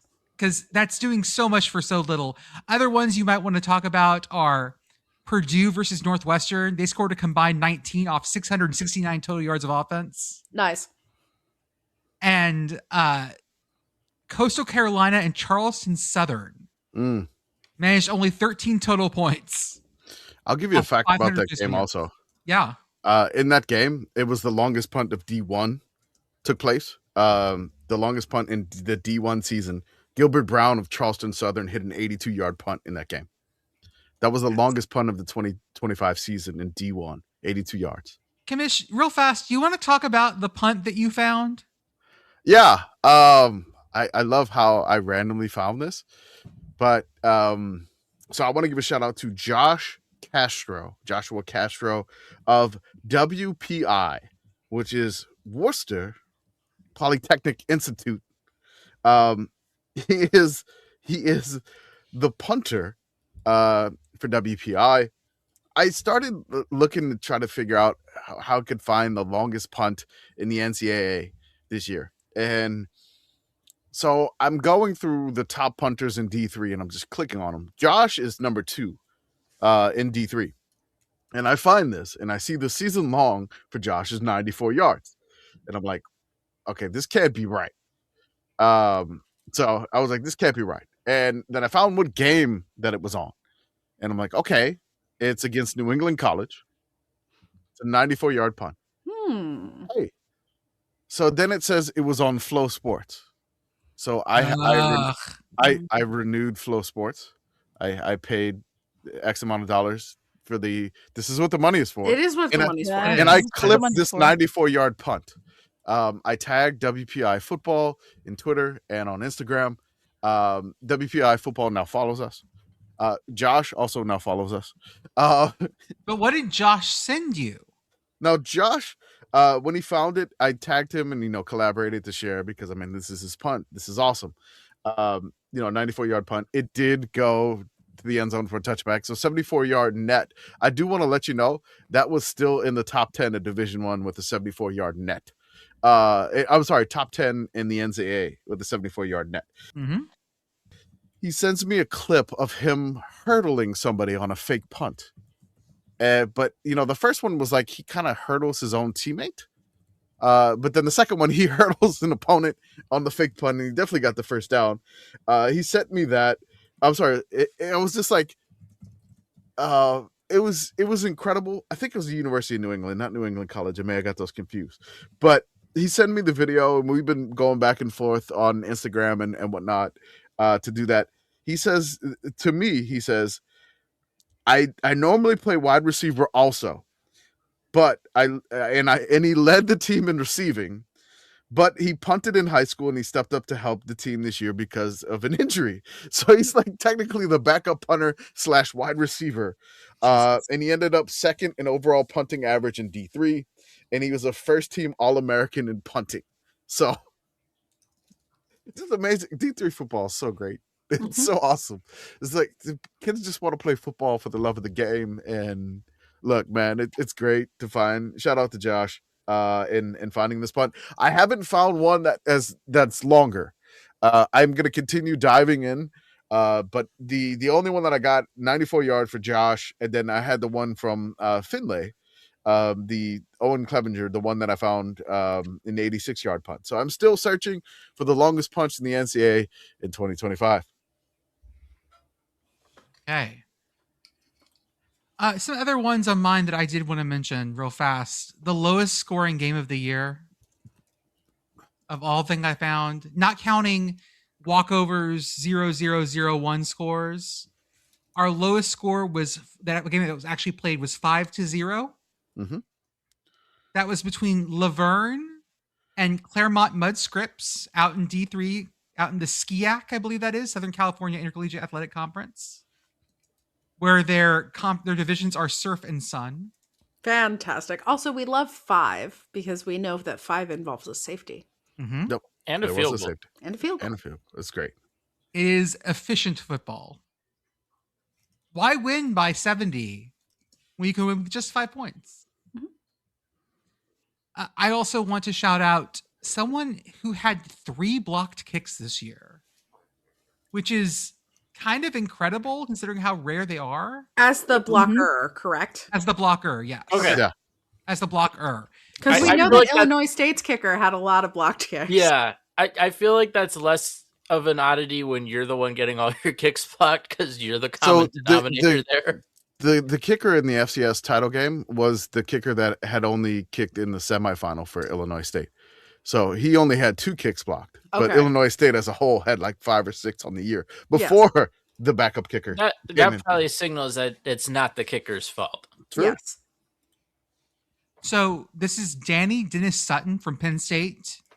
He blocked 3 kicks this year, which is most. There's a couple people that have done 2, but he's the only one with 3, which I feel is a very good thing.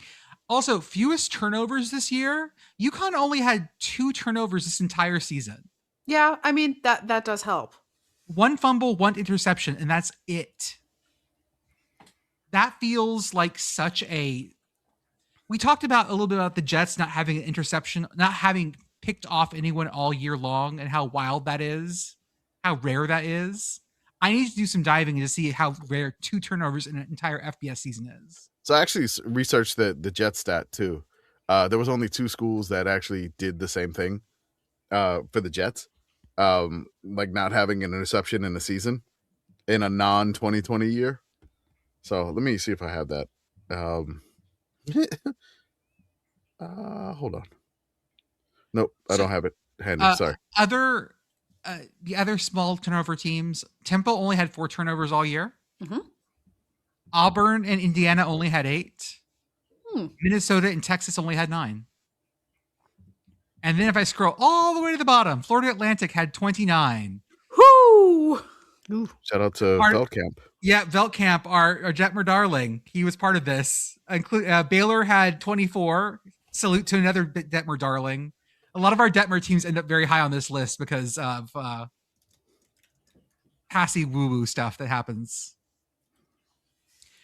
Commish, are there any of yours that you want to talk about? I got a bunch, but I mean, Pitt Girl's got some here. Yeah, I do. I do. I did hastily put together some awards after remembering that I was supposed to do this. So I am pleased to present first the Pitt Girl Last Minute Award for Hasty Bailouts. This is going to Northwestern 38, Minnesota 35, because this was Northwestern's first win in Wrigley after like 8 or 9 games in Wrigley, something like that. And they did it with a field goal with less than a minute to go to win this game. So congratulations, Northwestern. You are the winner of the Last Minute Award for Hasty Bailouts, as judged by me. There is no data behind any of these. I'm doing this exclusively on vibes. Mm-hmm. Straight vibe, homie. Mm-hmm. What else you got? I am also pleased to present the Pitt Girl Award for Intrepid Sickos on the Spot. This goes to everyone who went to Maine Maritime NEC and said hi to Pitt Dad, who was immensely pleased to be our sicko on the spot at that game. And I had a tremendous amount of fun relaying the things that he sent me so that then they could get posted. Thank you, Maine Maritime. Thank you, NEC. That was fantastic. Go Grims. And thank you to everyone who went to the game because, you know, all football's good football, so you should go to the game. It's amazing that turned into such a landmark moment this year. Mm-hmm. Of all the games that stick out, it's like that, Commish, it's like that Wagner LIU game when they were both really bad. Those games that stick in my memory because of just we hyper focus on them. Mm-hmm. And it becomes sort of our rallying cry for a morning or an afternoon. I single screened that game because I was watching it and Pitt Dad was texting me, and it was a great game. I like when you put 2 teams, no matter the level that they are, and they're like equals. Yeah, 2 teams alike in dignity. Yeah, I mean, it's not like a denigration on either one of the teams. No, it was cool. No. Like the players were hyped that they were getting all this attention for it, and you know. To have the crowd, and then there was a bunch of like media attention, including us and others, like celebrating this just because they were at the bottom of Bill C's list and they were playing each other. Like something like this is great. Like it's not something that we take lightly. We love it. And to have that be like an event, like one of the games like last year, Stetson and Marist played each other, and everybody in the Discord was watching Stetson and Marist. That's the one that sticks out in my head last year. This year it was probably this game. Like we were all watching this game, and like we're on this stream watching this game. Just like it's on. You know, I think the Stetson and Marist game was on ESPN Plus, but they had sound issues the entire game. Yep. It was hilarious in that aspect too, but it was a banger of a game, and this one was too. Mhm. So I mean, stuff like that really, really, really sticks out, and that's what we try to do as the committee, to highlight stuff like this. And this was one, and it was Pitt Girl, it was amazing that your dad went to this game. That was that. He that had was so much fun. I think like him doing that, kind of put it over the top for me. Mhm. Like Mhm. I don't know your dad personally. I've never met him in person. But I feel like I know him in person. Mhm. And him to drive X amount of hours, I don't even know how far it was. It wasn't that far. That's part of why he went. Well, I mean, again, it feels like an hour or two, Yeah. or whatever. That's still commitment, no matter what it is. And to do something like that it means a lot to me as the commish of this committee, and in our podcast, and everybody that follows this stuff, because that's incredible. That is something that you know, we try to spread some fun in this world that's not always that fun. But this is something that's awesome. The kids got to play a great game. We saw like a 98-yard touchdown run. Yeah, we did. I mean, it was awesome. It was great. And I hope the kids take that memory of that game forever. I have definitely said this on the show before, but Pitt Dad is why I'm like this. So yeah. Couple It's more that from Auburn me. side of things. I get that. Yeah. Yes. Auburn and Pitt makes a fantastic combo. I mean, I've said this previously too, I'm sure. Having grown up Auburn was great prep for being Pitt, because Auburn in a lot of ways is like Pitt, but if all the sliders were at 11 all the time. Being a Pitt fan is actually pretty normal compared to being an Auburn fan. That's really fair. Yeah. My next award is the Pitt Girl Award for You Can Do Anything with the Help of YouTube. I think you guys know where this one is going. This is going to Kansei Matsuzawa, eternal guy to remember. He is going to be one of my favorite non-Pitt, non-Auburn football players forever. Because, oh my God, like, this is a guy that learned about football on vacation on the TV and was like, I'm going to do that. And then he did that. The funny thing that when we went to Mayo Bowl, there was the Mississippi State tight end from the UK, and he was doing the tea drink, and he got a flag because they thought he was chugging mayo or whatever, which was great. Mississippi State fans told that, and I know there was a tight end that also learned how to play on YouTube. I think he played for Temple, not 100% sure. Temple fan in our Discord will correct me if I'm wrong, for sure.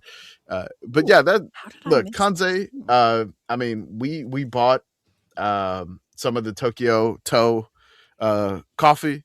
It's very good. I have cold brew going right now. Yes, it's really good. Beth, are you a coffee drinker or no?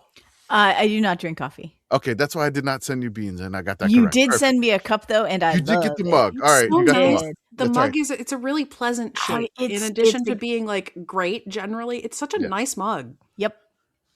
From the clutch kick over Stanford in week 0, Kansei, and again getting my vote, the committee's vote, for the Lou Groza Award.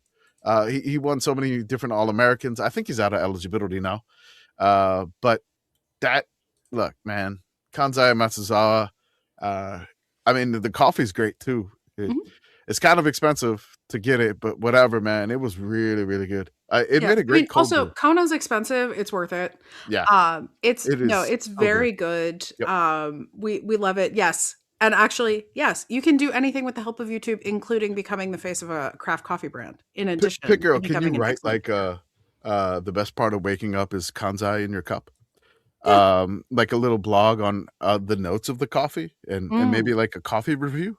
Oh yeah, I could do that. Can you do that? I trust you on that. I'm not a coffee expert though. I will pull obnoxiously Pit Boyfriend in on this. We'll do it. Perfect. Thank you, please. Beth, do you want to do some of yours?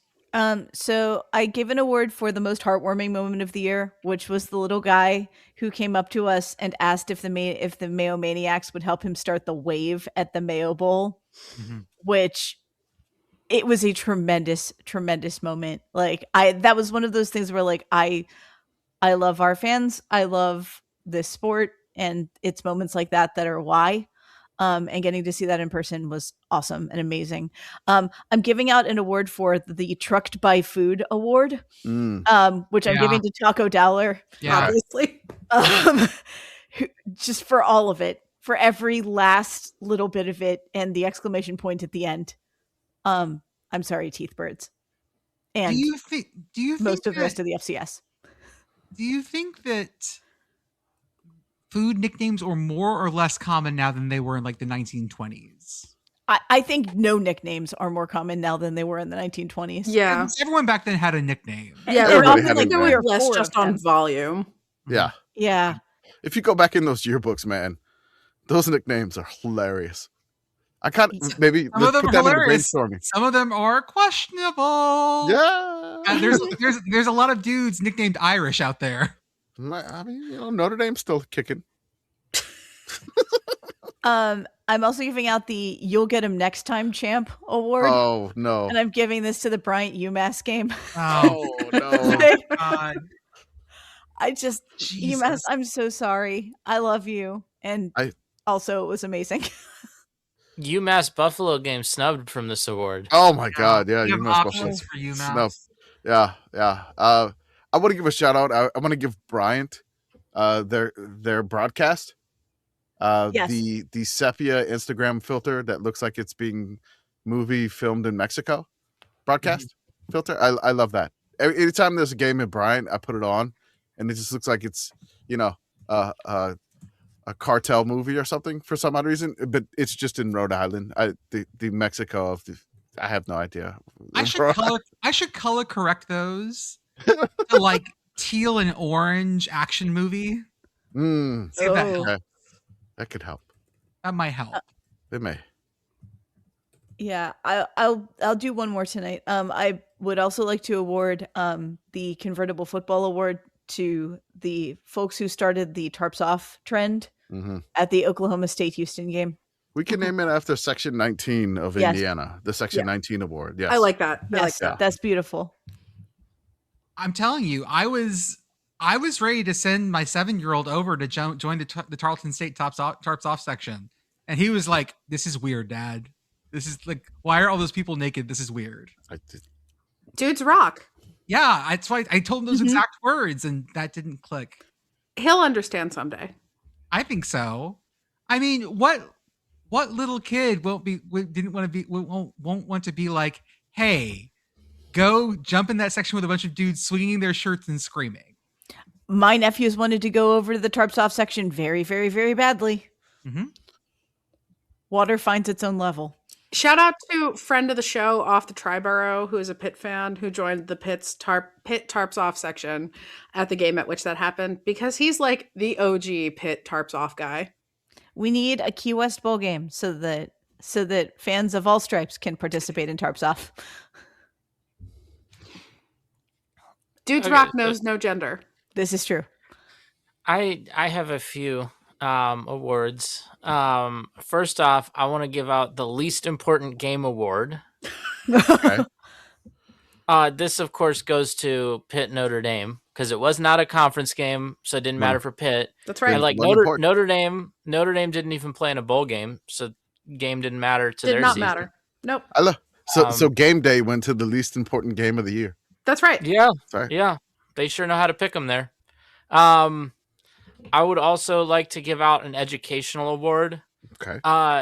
Because I'm a big fan of education, right? I mean, it's for the kids. Just college athletics, right? There should be an educational component. I want to give this to Washington State for educating America that if the wrong player calls for a fair catch on a kickoff and the ball is caught between the 25-yard line and the goal line, it does not go out to the 25-yard line. You get the ball wherever it was caught. So, for example, if the wrong guy calls for a fair catch and then someone catches it, like say at the 1, you are about to give up a safety that costs you the game in all likelihood. So I want to give out that award. I want to give out like a best call, like broadcast call of the year. This is just opinionated by me. Again, I didn't do any data for this. But I'm going to give it to Gus Johnson's call of the Indiana touchdown at the end to beat Penn State. +1 for that. I feel like with Gus Johnson, there are some times where I feel like he'll go crazy for a call. I'll be like, yeah, like that was an okay play. Like that was one where it felt like it really did live up to the moment. And it was like, yes, like this, like we needed Gus Johnson at a 10 on this one. So and most of all, Gus Johnson was right. Yeah, give him the Heisman now. Give him the They listened to Gus Johnson. Yeah, they did. I mean that was his Heisman moment right there. You know, you need the Heisman moment. That was it. I want to give a most entertaining game that I attended this year award. Now this one, it's kind of tough because every Pitt game that I attended was a blowout. Actually, no, I'm serious. No, I think you're right. It's every Pitt home game, they either won it by a lot or like the closest one was Louisville, where they lost, and it was technically a 7-point game, but it didn't really feel that close because by the time it got to the end, you did not feel at all like they were threatening to actually score at any point. Because Pitt had already blown the most dangerous lead in college football. Yeah. No, they scored 27 points in the first half. They did not score in the second half. So even though Louisville only got up to 34, they were up by 7. That's the closest home margin. The other home games for Pitt, 61-9 over Duquesne, 45-17 over Central Michigan, 48-7 over Boston College, 53-34 over NC State. I guess that one might have been like the next closest one. And then losses 37-15 to Notre Dame and 38-7 to Miami. So in terms of those Pitt games, not a lot there. The Northwestern ULM game that I attended, also not necessarily not close at all. Football game. ULM, they were able to keep pace for like a quarter, and then they couldn't. And there were some things there. I think the biggest was the Northwestern fans that I was sitting near, which like there weren't a ton of them because it was a pretty exclusive section. Like I'm not trying to like say there wasn't a big Northwestern crowd there. I'm saying like the section I was in, like there weren't that many seats, period. Because it was like it literally was just like a few seats right next to the field.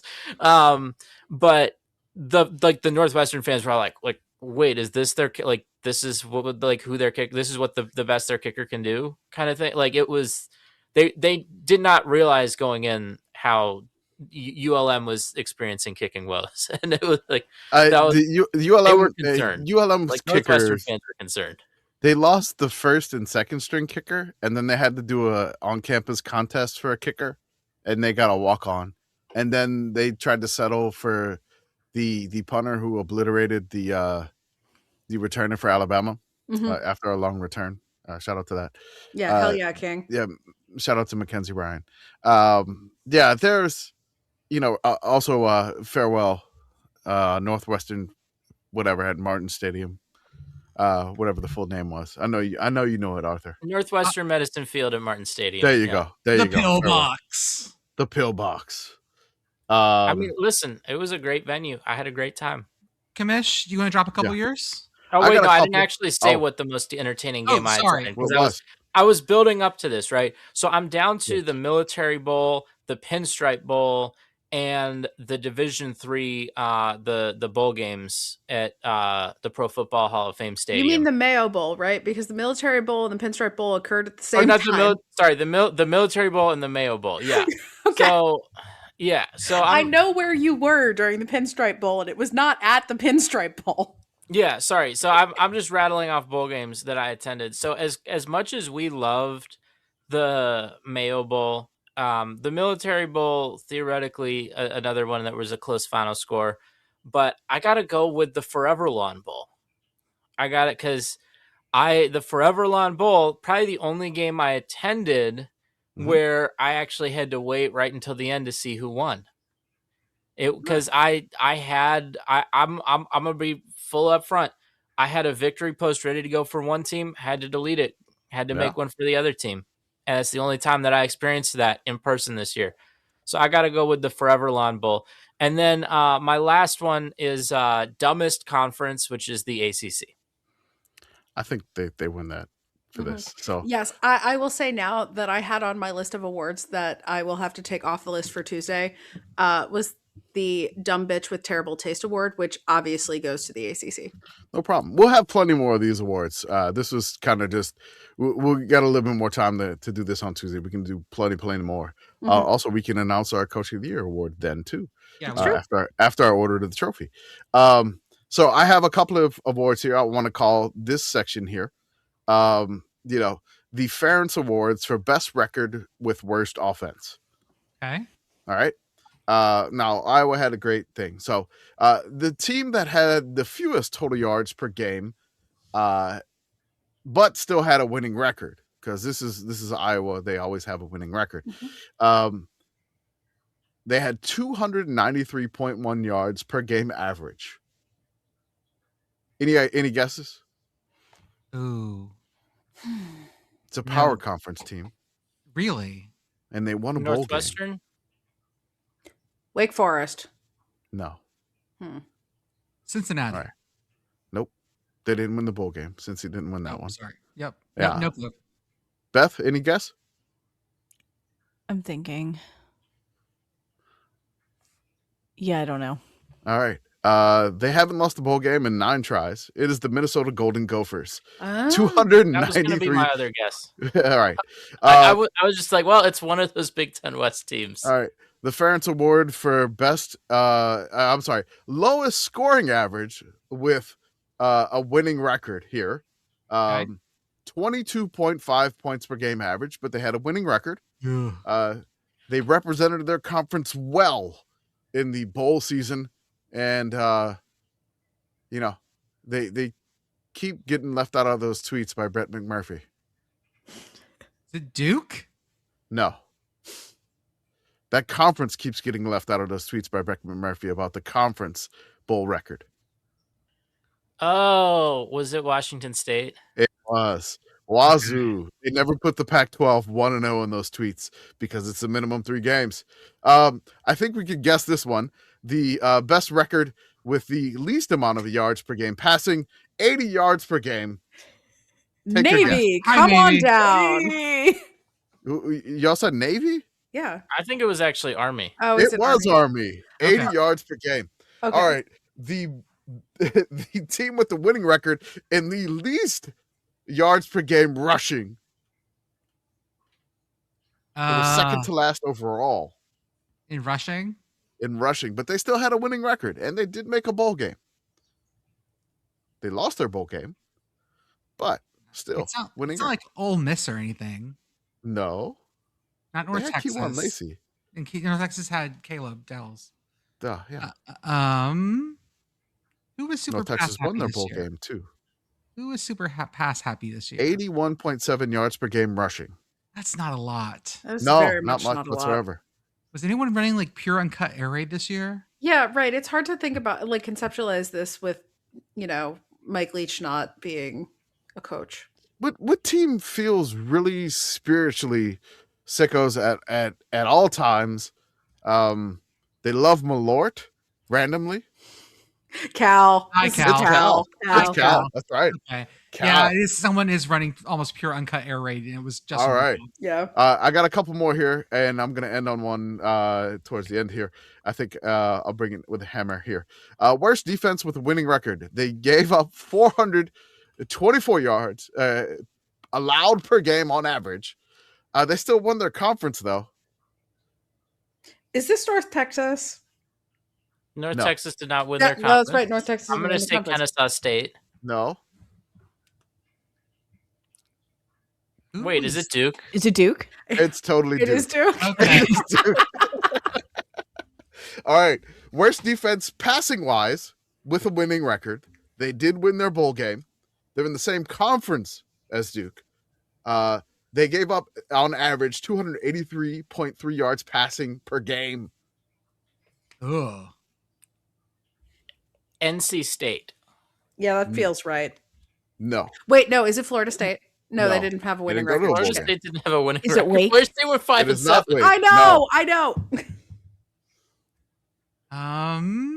Come on, Jordan. I don't know, man. Come on. Think about it. Yeah, the caveats here are what is getting Man, you me. are like, Yeah. you're in close proximity to this place. Oh, Is is it it SMU? SMU? It is SMU. Oh, 282 yards per game passing allowed. Damn. The worst rushing defense allowed per game. They didn't have many turnovers, but they gave up a lot of yards rushing. 199.5 yards rushing allowed per game. Georgia Tech. You said this earlier in the episode. They didn't have many turnovers. That's Temple, isn't it? No. It's UConn? It's UConn. It is UConn. They gave up nearly 200 yards per game on the ground. Jesus. All right. Okay. Oh yeah, UConn didn't have a winning record. I got two more to go. I'm sorry, Temple didn't have a winning record. Right. We got two. It's like thing and thing, and I consistently miss thing two. The most points per game allowed with a winning record and a bowl win at 32.2 points per game allowed. That feels like North Texas. Okay, no. It is not North Texas. They were not the worst. Does Ole Miss count here? No, it's not them. Texas State. No. In the right ballpark. The right conference. Okay. Did Coastal win their bowl game? No. No. Georgia an extra Southern member won their of bowl Missile. game. Georgia What'd you Southern say, feels Arthur? like good.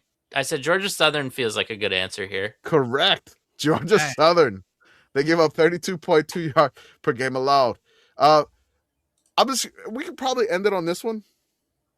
I'll save the rest for the other day. The best team with the worst turnover margin in all of college football. They had a winning record. A really good winning record. But for some reason, they were -9 in turnovers differential all year. Good. Mm-hmm. Um. Any guesses on who this team was? Oregon. No. Wake. No. Everybody keeps saying Wake. Georgia Tech had bad turnover luck this year. I'm going to say they made the college football playoff. Ohio State. Yeah, that's why I No. guessed Oregon. Because they had all those. I just saw them have so many turnovers. No. Do you know? I know who it is. I know who it is. Gig'em. Tulane. Gig'em is correct. Oh, it was Okay. Texas. Wow. Texas A&M. -9 turnover margin. Whew. Jesus. Woo. That might be one of the problems y'all had, A&M. Okay, round one of the Sickos Committees was a rousing success. We learned some great things. Today we talked about, why am I doing this like an episode of Daniel Tiger? Today we talked about the FA Cup, the Farm Show, and the semifinal playoffs. Can we get one more stat in here? Yeah, hell yeah, we can. Okay. One final stat. Who was the team that had the lowest average in kickoff returns? I'm going to say Washington State because they had that one that the other guy signaled a fair catch. Was it like Iowa? Is this yards gained on kickoff returns or yards allowed on kickoff returns? Yards gained on Yards kickoff gained. returns. Okay. Who had the worst kickoff return, like returning average? Okay. I feel like Pitt was actually pretty bad at this. Pitt was pretty bad at this. I will give you one who was second. It was Oklahoma. They only had 2 kick returns at 8 point. They had 2 kick returns the entire year. They had the fewest kick returns. They only gained 16 yards total, so they had an 8.0 average kick return. This team was worse than them. Oh God. Oh Yeah. no. Is it ULM mentioned? ULM mention! Hey.